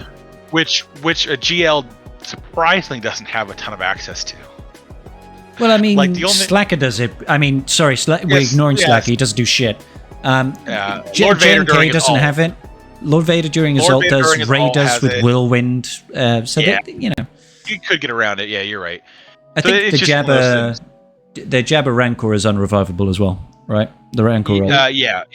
The revive. So I mean, there you go. There's 5. Well, yeah, but the C-Link has to be. He has to kill. Out of 6 of the existing GLs, 5 of them out the gate. 5 out of 6. JML and JMK are fucked. Yeah. So I mean, but that'd be kind of fun. But yeah, we'll see what happens. I'm hoping that there's a lot of Zeb makes a lot of sense that there's a ton of assisting because his basic's going to just stun lock the team, right? Yeah. You're just going to call into people and stun locking them because you're going to staze and then stagger and then you're going to stun and it's going to be fantastic. Yeah. But I feel like Drogon's the main damage dealer, so I don't know if they're planning on another one being present. And we'll see what Leia can do. If she's going to be like a fully support, if she'll do any damage herself or what. Crazy thing though, because Leia's, we don't know what her kit does, but you look at how much damage Drogon's doing currently and how much he's giving. She's a GL, so we know she's going to give him a mastery boost somehow, and stacking mastery somewhere in the kit. But it's probably going to be every time burning's inflicting, allies gain 10% mastery. I almost want to say that's maybe 5% probably, 10%, 5%. But that would be nice. Every time burning spreads from somewhere. Yeah, but I mean that could be like a burning spread mechanic. That'd be interesting. But then the damage just scales. Drogon's so quickly. got one, hasn't he? Drogon's got one. So they may lean that into burning lean can't more be into evaded, so that's kind of cool. Well, R2D2 applies it, but he will like apply it to somewhere else, or like he'll spread the burning sort of thing. Yeah. If Leia allows for it, because right now, the only one that can spread burning is Captain Drogon. So if Drogon targets an ally that's already burning, it goes to their random enemy, and then it goes to their enemy that doesn't have it. It's a little bit too targeted though for just those 2 characters, unless she like applies. Seems a little bit too targeted. We just don't know what her kit does yet.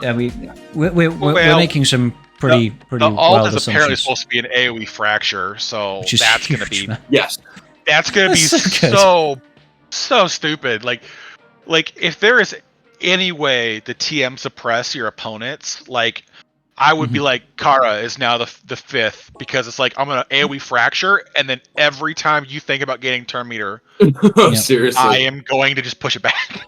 Yeah. Now, however, wouldn't the fracture only last until like Leia's? It depends how they word it, right? Depends. Yeah, we'll have to see how they do that. Because it could just be like fracture the enemy for 2 of Leia's turns or something like that, or maybe the duration of her ult, which It could just be a case of when she uses her ult, like she goes into, like, you know how Thrawn goes into a form of almost stasis. He loses a bunch of speed whilst he's fractured the enemy. Right. And then the enemy only loses fracture when he takes it. It could be something like that with Leia.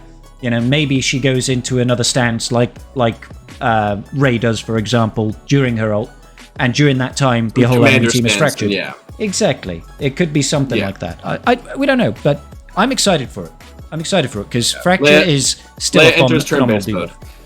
Yeah, it's going to be one of those things where they from what I understand from what they said in the interview with Drogon is basically the idea is that Drogon is gonna open up his first opening basic should outright kill someone. Yeah. somebody. Something. And so I'm assuming one of the things that Leia's is going to do is that her ability that pushes turn meter back allows the target to ignore taunts. Probably. Well, they were saying that in the initial thing for the kit reveal for her that she was going to have a way to do something like that, like based on tags. So it seemed like they were going to say, "Oh, you can ignore taunts to attack or to target like enemy attackers or something, like or enemy support." So it seemed like they were going to have like a very tag based sort of thing. Like these, I think it's going to be based on what your allies are, right? So if you use that ability on an attacker, or it could well be both. Yeah, maybe. I think it will be both. So if it's like, you know, if you use it on an attacker, enemy tanks take triple damage. Or something like that, you know, so you can just use him to go, oh, Santi's there, boom. You ignore defense and deal 300% additional damage. It's like, okay. Yeah, exactly. It could be something like that, you know?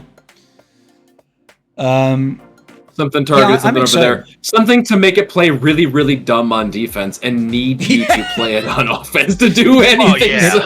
It always does the dumbest shit on AI defense. That's why it doesn't work. I can ignore tanks to target attackers and just instant kill them. Better hit the tank. Yeah. Like, I can totally see that shit happening. So do massive percentile affect damage to certain unit types and all this business? Yeah, I'm gonna hit the GL and just does new damage. Yeah, perfect. Okay. Good times. Good times. Best. Yeah. Cool. Yeah, good talk.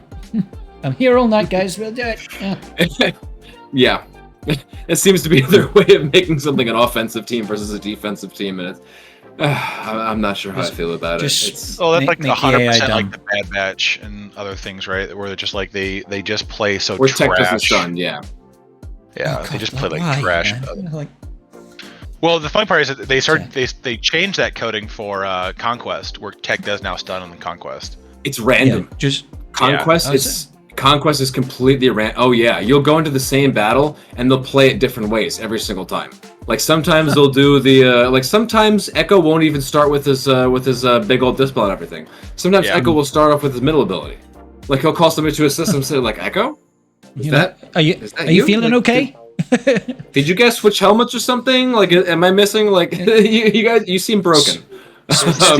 Conquest AI is this is I know I'm going a little bit off topic here. This is still SWGoH related, but I don't know if you guys know or remember, but Galactic War had some of the weirdest coding when it came to combat, because in Galactic War it was almost like Conquest, right? It had persistency. So when you use your characters, they'll keep. So you win a battle with Galactic War. In Galactic War, use the same team again. You would have the same health, the same turn meter as when you finished the last battle. Your cooldowns would be the same, and all this sort of business would carry over from battle to battle. But the really weird thing about Galactic War is when you go in, the AI plays the game exactly the same way every single time. Uses the same moves, targets the same people if you are using the same team. Okay? And because you can always back out and not lock it in, you could always just like go into the team and you go, oh, that didn't work out. But what you can do to manipulate what the AI does, if you change the order of your units, it changes the AI in Galactic War. So you can go with the same team, but you've like swapped Kanan and Zeb in your Phoenix team, and all of a sudden that match plays out differently. It'll always play out the same for each combination, but it was so weird. So you could actually manipulate each battle by saying, oh, well, they got a lucky crit off on this turn and killed a unit. And it would happen every single time. It would like the third ability. He always crits and kills this guy. Yeah. So you just go in, same team, change this unit for this unit, and all of a sudden you survive. It's like, it was so weird. There's not another game mode that they've done that is like that ingrained. And I don't understand how it even knows. Because it always does the same thing if you use the same team comp in the same position. And then when you change it, it does something different. It's so weird. Oh, man. Yeah. But, I used to to abuse very, that. like script sort of AI there. Yeah, totally scripted. It was really weird. But hey, just absolute tangent there. But I remember abusing that knowledge because Oh yeah. having to do Feels 150 so long. completes of GW was horrendous. I wanted to sim that so bad. Yeah, damn. Yeah, I just remember being able to sim it. I was like, I would do like the battle or something a day just so I didn't have to do anything else. I'm like, I'm done. I'm out. Screw you. Bye. Later. I remember I got in trouble in my work once because I was working in the office and I was just autoing my Galactic War battles as I was working. So I was just there at my desk typing away, and I'd be like, auto. And my boss saw that I had this game, and he's like, "Are you playing a game at work?" I was like, "Well, technically, it's playing itself." You know, that wasn't the right thing to say. So I got in a lot of trouble a couple of years back. Like, technically, Well, actually, yeah, Don't sure your don't boss play Galaxy of appreciated Heroes at work. Yeah, he loved it. He's like, "You fucking nerd, playing Star Wars games in the office." Like, yeah, sorry about that. But hey, I'm sure we've all done worse. Are you sorry though? No, not really. He's like, I've done it before, I'll do it again. And that's why home working was such. No, I'm joking. Yeah, good times. Good times. That would be a problem. I would never be able to get anything done if I work from home. Holy crap! It would just be Galaxy of Heroes and Baldur's Gate and whatever's just right in front of me. I would literally never get anything done. I had to when Baldur's Gate 3 first came out. I know it was not that long ago, but I used to play it on my lunch break at work. I had to stop because like the urge to keep playing was just too huge. I was like, I could do just this one little bit, and you'd be like, okay, but that might take you an hour and 45 minutes, and you're like, I've got to get back to work. So I had to like, no, can't play at lunchtime because I'll just want to play it all goddamn day. And so yeah, it's the temptation is too real. It's too real. It is dangerous. Yes. And yes, I'll just point out, for those of us who work in the office, there is the tactical shit that to take care of things. Yeah. People start to think that you've got a fiber problem because you're spending half your work shift in the toilet. And it just happens to coincide with your arena climb. It's a coincidence, I'm sure. Yeah, it's no problem. Yeah, well, pure coincidence.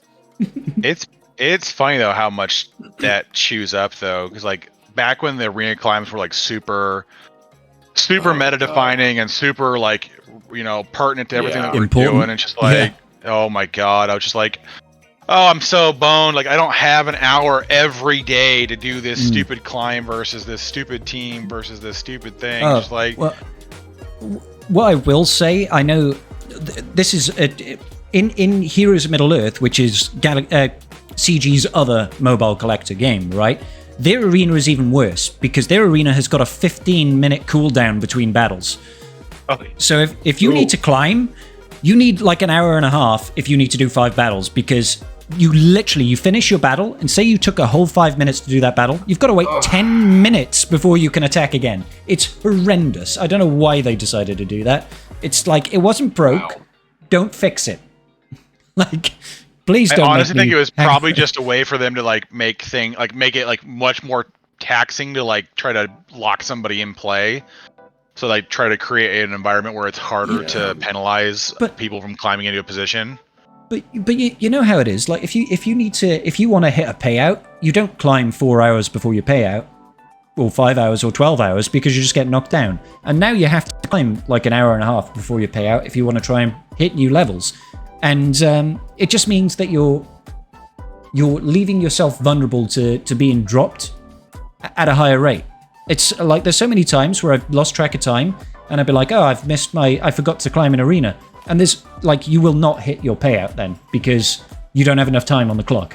Yeah, you got to refresh, and with how low especially within home, how low the crystal payouts are, is like buying one immediate refresh is like, all right, well there goes like 25% of my crystal income. So it's like, nope, sorry, not gonna happen. They really I've gone out of my way to throttled. avoid Heroes of Middle Earth, but from I don't what blame I'm hearing of it, it seems like CG has learned their lesson and has found a way to increase screen engagement and make sure everyone is spending as much time as possible over there and increasing volatility.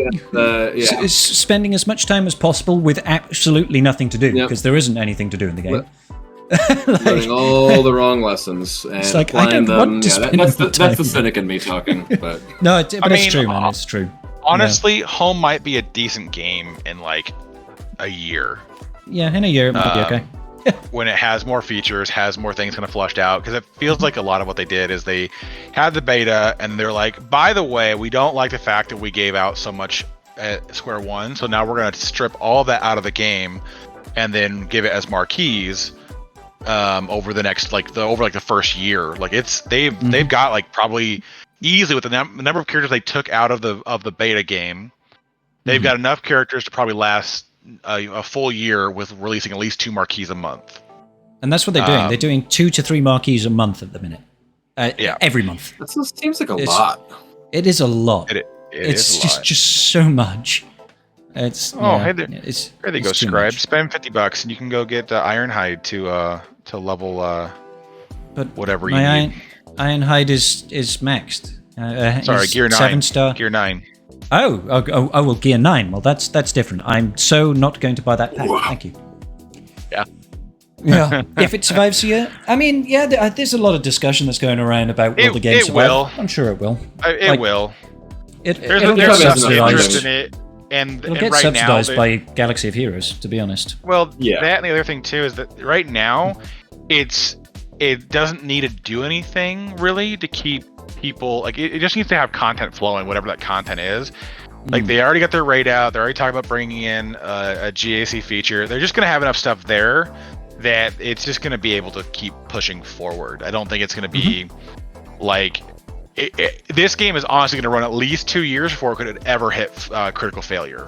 Like they would have to have absolutely no engagement of like original shards, stuff like that, for it to actually go tits up on it. But I think there's enough people that actually like it. And I saw a video, I think Nooch did a video on about how much money it makes, and it makes something like 500 grand a month. Something like that, right? And I promise you, this game does not cost 500 grand a month to keep running. No. Like most of the cost has been sunk into the game. That's already gone, right? They don't pay people 500 grand. The outgoings are nowhere near 500 grand a month. It's profitable. No. I'm sure it's profitable, but they'd obviously want more money. And I think it's one of those things that, like I said, the features aren't there. It'll probably build up over a year, and then when we get things like new Lord of the Rings films, new Lord of the Rings TV shows, that'll pique interest down the line, and people will be like, oh, well, let's play this Heroes of Middle-earth game. Oh, and it's got more stuff to do, and then maybe they'll stick around. You know, it's not as successful as something like Marvel Strike Force or Galaxy of Heroes, but it doesn't have to be to keep running. So the only thing with this game that they really need to start focusing in on are small packs with great value for a low price. Like I know they don't really want to do it, but like sure. Some of there's just some of it right now where like the difference in the Hobbit pack price. Is great. Yeah, it's fantastic for $5. Small package comes great value. Yeah, exactly. Good things come in small packages. One of those things where it's just like they definitely incentivize certain things, but it's what like SWGoH's been doing for the last like 2 years now. Is like they are implementing, not frequently, but about every 60 to 90 days, they implement these really good budget packs, right? Where you're almost just stupid not to buy them because they're so high value. You know, buying a Gear 12 Plus piece for $10, you know, that's a 400% value on that piece that you're getting out of it. And so it's one of those things where it's like, and this is how it kind of works. And we talked about this, I think, a little while ago. Is, you know, if you have 500,000 players. And only 1,000 of them are spending a decent chunk of change. Like, well, let's say like you got 1,000 people spending that $5,000 a month to stay at the top of the game. You're not going to get them to spend a hell of a lot more because they're buying everything that comes out. Like they are spending at the peak of their spending. But if you can convince another 300,000 players to spend $10, with a Conquest Pass. Get them to spend $1 every week. Yeah. $1 a week. A little bit, yeah. It's like So that's what we saw. I mean, that's why do you think Conquest the $10 Conquest Pass is such great value, right?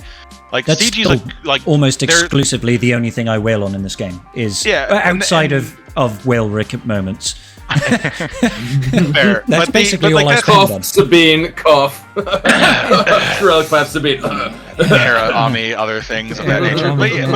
But yeah, that's the thing. That's the main thing that I get on is like they if they want to push for better return on investment, you need to occasionally have packs out there that are high value, and like that's every time they put out a survey about the Conquest Pass, I ream about that. It's like, you guys want me to pay an extra $20 for this pass, but depending on where you're at, what comes in that pass isn't worth it, right? Like now this current one with Malicos is the first pass that we've gotten that basically gives you 30 burritos for free, right? Yeah, you get because you get the consumables. You start with the consumables, so you don't have to do the Seer Cal kills, you don't have to do the Wookiee kills, and it's fine. And so that's as much people might hate that, that's a convenience factor I'm kind of okay with to a degree. They've come a long way with the value on that pack. It's definitely a hell of a lot better than it has been. Like it's still for me, it's still a little bit up there, but it's now it actually feels like it has tangible value. So do I, Wolf. I agree. Still think the price point's too high. They should bring it lower. Well, it's just better value than it has been. They need to just pull. They need to pull the Kairos out of it. Pull the Kairos out of it and quit telling me that's worth $10 to me, and get me something that's worth and put it at $20. And then call it a day. Put it at $20, 100%. Yeah, they keep on trying to like smash as much as they can into the pack and just it's a little bit more value, it's a little more value. Maybe they'll buy it now. It was $30 a month. It's too much for a game like this. I know some people wait for a lot more than this, but just for that Conquest thing, $20 a month. Yes, I think that's a lot more reasonable for this. All they really have to do is if they priced it at $20 a month and gave you a deployable cooling system data disk, not consumable data disk. Yeah, fucking everybody would buy it. Like everybody would be like, easy. Yep, give it to me. Well, and I mean, and still give me the ability to swap data disks for free. Still give me the increased. It should be free anyway, man. Like, hey, well, it irritates me that it's not. I'm glad they changed it. They changed it from data cache to energy, and I'm so fucking glad they changed that, because that was so dumb when you were spending your currency to change your data disk. Yeah, that was. But stupid. that was rather dumb. Fred in the chat actually raises a really good point. Right? The fact that they give you extra proving grounds is really good for the people that are trying to play catch up. The only problem I have with the bonus proving grounds is it offers absolutely nothing to the people that have got every conquest unit. Like I've never missed a red box, so I have every. It's just for whales trying to catch up. So for me, whales trying to catch up. But there should be something that compensates that for the whales that are already, for the people that are already there. They've already input that. Yeah. They've done that effort. What's there for them? There's nothing there. It's like whales are people too, damn it. We've got needs too, man. Allow me to get the charge up currency, you sons of bitches. Exactly. It's not much. That charge up currency is now data cache. So like for me, the Conquest Pass the $30 bundle is basically has an every other month value to me. Because when it's the first set of a Datacron, I want the ability to get I want to power through Conquest as fast as possible to spend all my refreshes on farming Datacrons. So having the additional stamina generation and allows me to kind of chew through feats faster and ignore some things and whatever else is very helpful. It's for similar reasons. For me, it's going to be once every 3. I'm going to buy that $30 pack the first time Conquest comes around each set, but mostly because it'll help me with content creation, so I can blitz through Conquest and make video guides.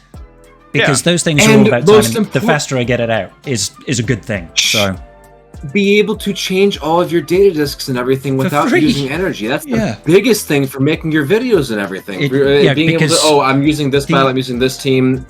Gold. The amount of energy that I waste recording the footage for those teams and swapping data disks and finding odd comps, I waste so much, but I only ever do it the first time, right? Because if I'm making a video guide on Conquest when it's the second or third entry for that particular trio of it's too late at that point. It's not going to get views. So it's like the very first time a new Conquest character comes out, I'll probably buy the bigger pack, just because I feel like it benefits me outside of the game. If you get my drift, Yeah, you know? yeah, I'm with you. It's an investment. It's a business investment. It's a business decision. And that one I 100% get. I'm with you on that. But you know, the same thing is like for me. It's like when a set first comes out and it's like I want the extra stuff, it's fine. Yep. But the second time around, it's like I don't really care because it doesn't really matter on the long end of what I'm doing here. Now, the thing I actually love that they changed with Conquest, and they didn't even put it in the past, was the ability to sim. That makes the back end of my Conquest quite favorable. That's so good. Like, it's like this next week, I'm going on vacation. I'm gonna be gone from Tuesday to the next following Sunday. Are you going to Wales in the UK, Carth, by any chance? I wish. That would be kind of fun. Cool. No, I'm going over a couple of states, but cool. The ability to basically either to during that time, that week when I'm not going to have a ton of time to play, you know, I'm gonna be out. You know, I can do a couple of feats a day and then just dump all the remaining energy on sim nodes and call it a day. You know, I don't have to fuss with it very much. And so, like, that's a huge thing for people that aren't, because that was one of my initial complaints about it way back in the day. It's like, if you miss half of Conquest for farming datacrons for a set because you were gone or sick or locked out of your phone or whatever the excuse ends up being, you know, you have no way to recover that competitively, and so it's like you're punished for the next 3 or 4 months of like that datacron set, because like I can't have as much as somebody else because I missed a whole ability to farm. Just to touch on that, like the sheer convenience of being able to sim has been so good, because maybe I red box halfway through, or day 8 or something like that. It's nice to have like the last 5 days to sim, but there's been times when it's like day 2 and I'm just swamped. I don't have time, and I'm like, I don't mind. I'm just gonna do all my refreshes and sim bonus node sector 3, sector 4, and I don't care then. I'm like, I've spent my energy. I feel like I've got my value, and I don't feel so pressured to try and blitz through and get everything done and spend an hour doing Conquest. I love it. The sim thing, huge, best quality of life thing they've done for Conquest ever.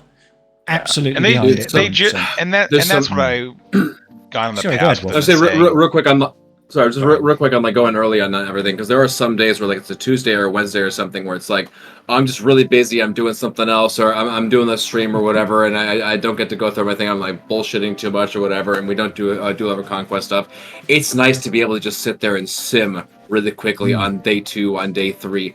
The fact that they didn't lock it behind Redbox, oh my god! Like the fact that they didn't lock it behind getting through behind getting through Sector 5, just absolutely amazing. Like that is something I was not expecting. I was expecting at least Red Crate or getting through Sector 5 locked behind for the simming thing. The fact that they made it just 3-star the node, just cool. Good talk. Generally, I don't care that it doesn't count towards feats. I don't care. Yeah. I'm like, that's totally cool. It just allows you to use your energy without having to sit there and manually do 36 battles a night, right? Better than letting it go to waste. Exactly. So, I guess the only slightly irritating thing is the way that they've capped the energy. Means you kind of have to like refresh sim instead of just go refresh your energy to a big chunk and then sim all of it. The cap is really small, isn't it, on Conquest energy? So that's like a very minor complaint, and I don't see them ever changing that, because otherwise people will preload like 2,000 energy before the new Conquest comes in. So I get it. But the thing how much energy are you up to, Karth? You're up to 8,500 now for regular energy for your GL farm? 80,000? 8,718. God damn. You're going to be ready for that. Exactly. CG wanted to avoid that. But that was in the old model. Now it doesn't matter, because if you rather stockpile energy than farm datacrons, currency, then you're behind. You got different Well, you're not competitive. You're a player who's not gonna engage in datacrons anyways or anything else. So it doesn't really matter whatever else they say or do because it's not going to impact you. You don't give a care because it doesn't matter to you. And I think that's the biggest thing when it comes to it now. They could probably bump that cap up to 500 and it would be in a better spot. The only point I was making was based on them not locking it behind behind red crating, but not locking it behind getting through Sector 5 or anything. As it is right now, you're 100% right. It doesn't matter if you can preload, you can not preload, whatever. You're spending that energy on datacrons on whatever. But if you knew that there's a new set of datacrons coming out next time, you've already got your old datacrons going. Then you can use the end of the last one to preload for the next set to make sure you get your red crate done, make sure you get your Sector 5 done, whatever it would have been. Then it would have made sense to do that. But with you, I'm 100% right that how it is currently, it doesn't make sense to go and like preload stupid amounts. It's just a little bit annoying for not having to for the simming thing. It gives you like where we are right now, 100%. A small boost day one, right? It's just the fact that you if it's like the last set as well. If it's like the last one, and you've already got all your datacrons farmed, so all you really want is maybe some extra materials for the breakdown, and you're going into a new set, maybe it benefits you a little bit to preload the energy then. But I haven't preloaded in a while now. No, because I'd rather just have the currency or whatever else I'm working on. Because it's like I love starting a new Datacron set with 2,000 rerolls of each one. Like that's just I'm gonna take that. I'm gonna take that every day. It gets me so far ahead of my peers that don't do it. It's like, does it waste a few more crystals? Sure, I'm with you. You know, I'm in a position to where I can spend that, so I don't really care. But you know, everyone that I'm facing is doing the same thing, and like I just rather not spend thousands of crystals on buying that bundle that comes out the first week of 5e or 3b3 every time the new Datacron set drops. Like that's 1,000 crystals per. I don't really want to do that, so it's just not really worth. It's not really worth my time, you know. And luckily this set was fairly decent. I'm hoping I don't know how well it's going to land, but I hope some of the things I brought up when I was talking with Crumb and Meathead somewhat stick. I'm hoping at some point we do get a store at like the end of Sector 5 that allows us to swap, like convert data disks. That. Yeah, that'd be huge. That would be huge. I think I brought that up as a quality of life fix like a year ago. And I did like how to improve conquest, and that was one of the things was a means of either crunching or breaking down or selling, converting our data disks in conquest so that we can have a little bit more autonomy around the data disks we have. Well, and that was my thing with Crumb, because Crumb's like, well, we don't want to make it too easy for everyone to do it. I'm like, well, put it behind Sector 5. Right at the end. You know. Right at the end, right behind the treasure node. Add another node that is a Java store for that. And at that point, if you can get through it, then you prove it. Yeah, if you can get to Sector 5, you've already done it. It's just like I told him, a lot of it doesn't come down to the ability that I can't do a feat. It's how much time I have to spend doing it. Like, so if I get the perfect caustic emission set and I got to win 20 battles with Malgus, I can go in and auto it down to 0% stamina and win every battle because of setup. Or I have to wait, you know, and do 5 battles a day, or only 3 or 4 because if my stamina falls too far, I can't win, you know. And then I got to do those 3 battles for like 7 days to then get it. And like that's all you're changing. You're changing the time engagement. So like if I can clear all the way to Sector 5, give me a reason to do that. Like for a reward for being there, not just the character. You know, give me something else to play with. So. I'm really hoping. Then I don't know if it would come with the one after Malicos. I'm really hoping it does show up though by the time the new year gets around, because it's a feature that I think that a lot of players that would benefit from. You're not going to give people at 4 million GP the ability to get there because they're going to have a hard time slogging through Sector 5. That's an R8 maelstrom to get through. If they don't have a couple GLs, they're not going to do it. You know. But that's. I would hope that 4 million GP, at least new accounts that are hitting 4 million GP should have at least 2 GLs at this point. Yeah, but I know that's not always the case.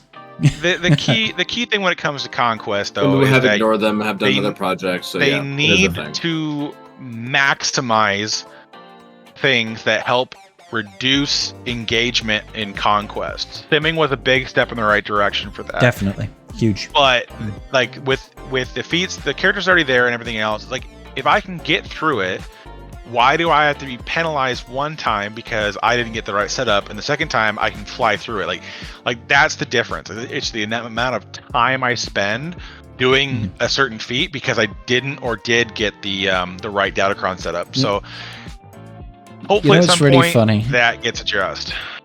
Most people will know that I've obviously got crazy investment in my Phoenix team now. You know, mostly due to the tribe and partly due to Carthrick and his Sabine Wilrick ways. I did one. But you did the other 4. The fucking funny thing about this though is that when this new conquest starts on Monday, there is the global event for Phoenix, right? You've got to win 20 battles for Phoenix. Man. What's the one Phoenix character I've got at gear 11?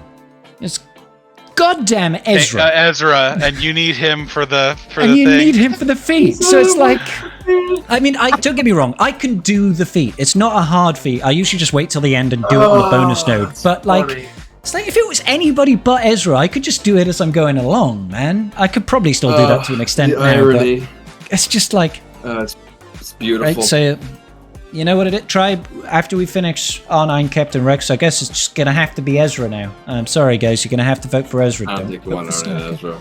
No, I think most people are going to be like, it's Bodhi time, baby. Let's go. I have a feeling. I really hope it's not. I really hope. Well, even with your charity thing and Slacker being your big end goal, if you get to like $500, something like that, or whatever you end up letting that go to, like I really am like, as much as I want you to drop everything, it's like you're so close to Cal. It's like please just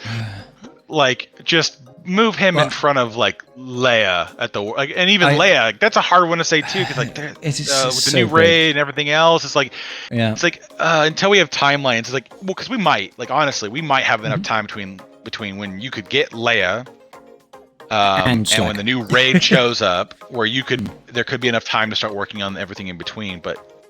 Man, it's very hard to predict that fully, just because you don't quite know where things are going to land. The charity stream now might as well be a good time to start mentioning this. In just under 2 weeks' time now, on the 15th of this month, ladies and gentlemen, I'm doing a charity stream called Games for Love. And essentially, I've been asking the community to go into my Discord. I have a charity stream suggestion channel there to give suggestions for milestones for how much money we raise. We'll do certain things. And one of them happens to be, if we manage to raise $500, I will drop everything and farm Slacker because, you know, it's a bit of a meme on my account right now.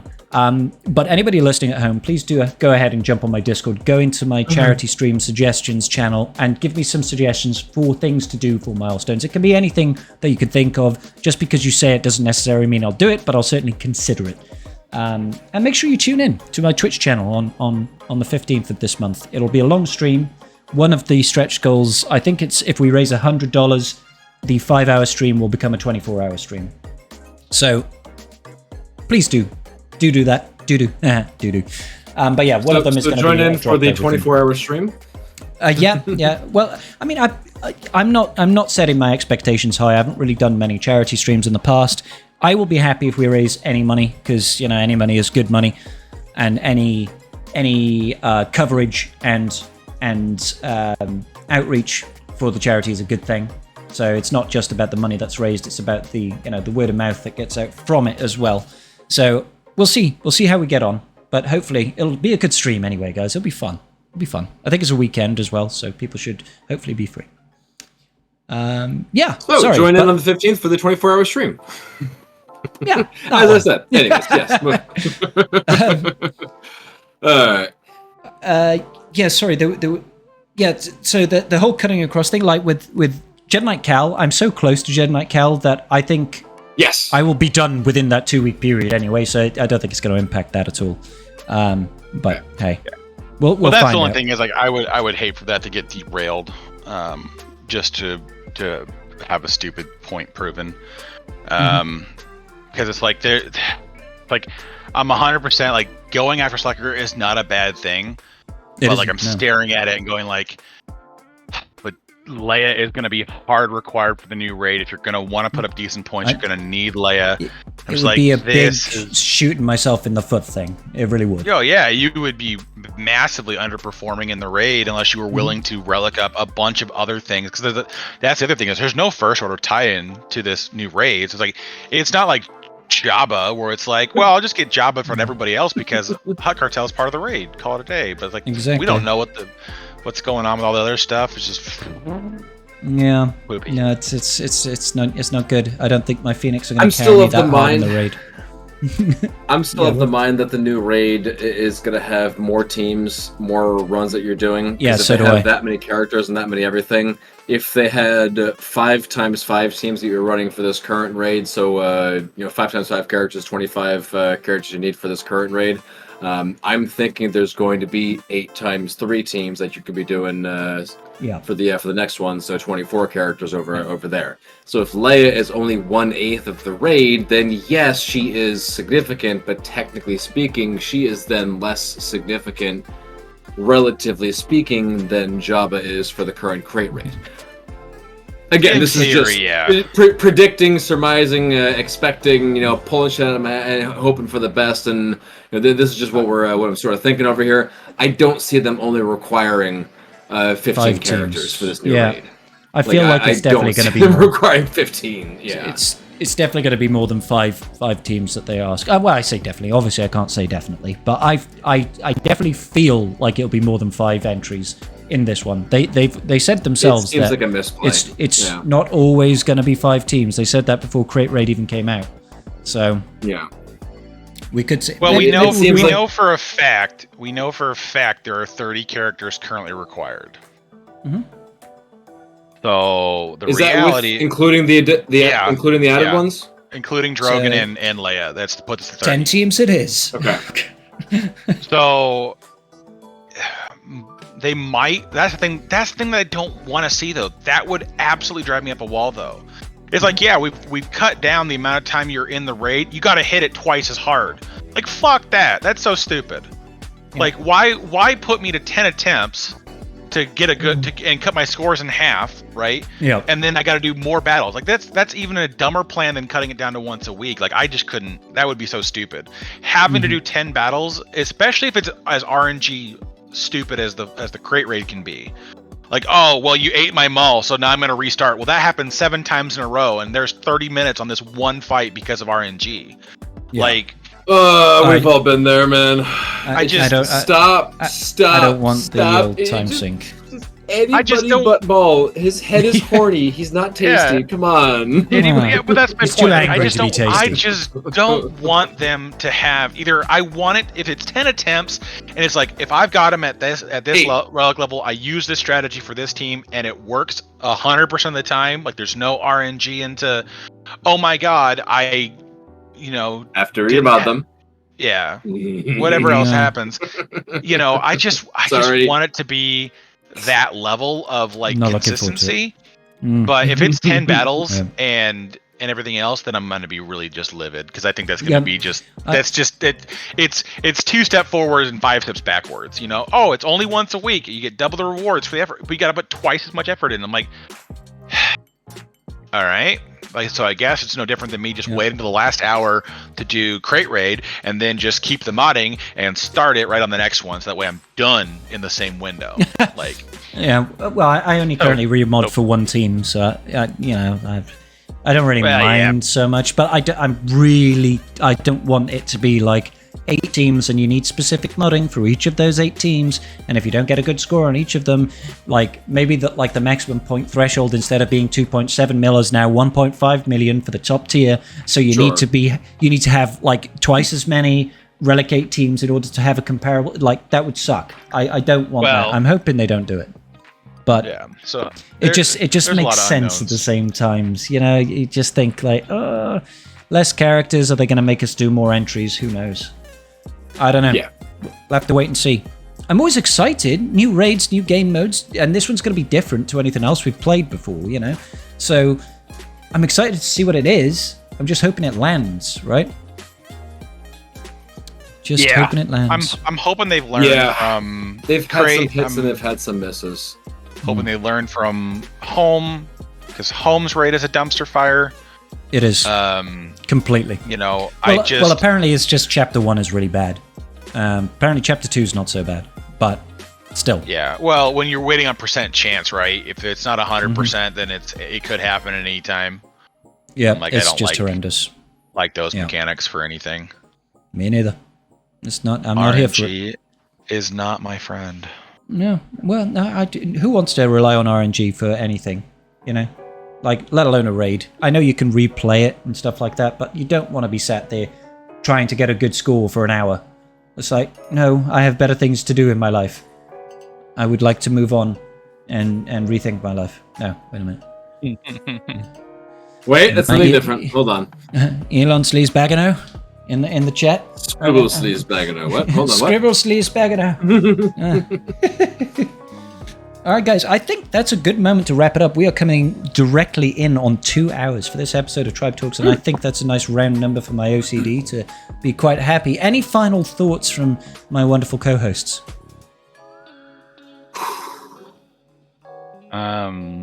Bourbon is good stuff. Oh, wow. That's I deep. need to see Leia's kit.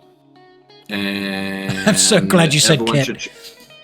And everyone should check out a Renaissance fair nearby them if they can find one, because it's glorious times. Those are my final thoughts for this week's Tribe Talks. Also, we didn't talk about CG's stream about them at all. But anyways, moving on. That's fine. Gotham? I got nothing. I got nothing. I'm just staring at my GAC round, and I'm not happy. Oh, attack round has opened. It has been open for 11 minutes. Oh, yeah, God. I've probably already lost then. Damn it. Oh no. I mean, I just kind of hope that CG gets more into the mindset of taking player feedback and implementing it and kind of giving some heads up on that. It seems like they're trying to be more communicative. I mean, it's still like talking to a wall some days, but it's at least better than it looks like some of the messages that we slide on the door occasionally make out with an answer. You know, we bitched about Conquest for a year. We finally got a sim mode, so you know, there's some things. We're still waiting to see what the outcome is of Leviathan Chimera Profundity matches. So you know, I know it hasn't been that long, but you know, hopefully, I like the fact that they're doing more and they're talking more. Hopefully, they keep it up. I just hope that it kind of continues to be the trend. I know, like, because I've talked to them before and things like that. And it's rough to come out there and you get people that just want to rip into them, like the community managers are responsible, and I'm like, guys, they are not the ones who do this stuff. They're just the ones that interact with us. So you know, be polite. Well, I mean, you Meathead has been in this chat a couple of times, and 2 times that he's been in here, he's been giving out free crystals. You know, but come on, man, they're not bad people. He's a salesman that sometimes has to deal with a shitty product, and you can sometimes understand, getting upset with the salesman for BSing you about some sort of product not being exactly. Well, they're supposed to give everything a positive spin, right? They can't even go bad mouthing Star Wars as a whole because they are under brand and they got to be careful about that kind of stuff. So, it's just one of those things where they're in a very caged position, and everyone loves to take pock shots. And I'm like, listen, you wouldn't enjoy it if it was yourself or something that you have no control over. They're just interacting with the community. So, voice a concern. I talked this about a year ago or even longer. Was just constructive criticism. Address a problem, offer a possible solution. Don't just sit there and complain about it. And but that's everyone's favorite pastime is complaining. I'm like, that doesn't solve a problem. Everybody likes to complain. If you want to change, you gotta address it and bring solutions to bear. Otherwise, it's like, well, all right, well, we know it's a problem. What do you want us to do about it? We'll fix it. Well, what does that mean to you? So some players, that means putting a sim button in Conquest, and that helped a lot of players' burnout problems. But I mean, I think what Karth is basically trying to say is, don't be a bitch, guys. All right. Good talk. Will harder. On that note, good talk. Good talk, guys. See you same time next week, Sunday evenings, guys. Make sure you tune in on Twitch. Obviously, this podcast is going to be live on all podcast hosting platforms such as Spotify and Apple Podcasts or something like that. It's also going to be on YouTube. All right, guys. Love you all. Thank you once again for joining me. Good night, guys. Peace out. May the force be with you.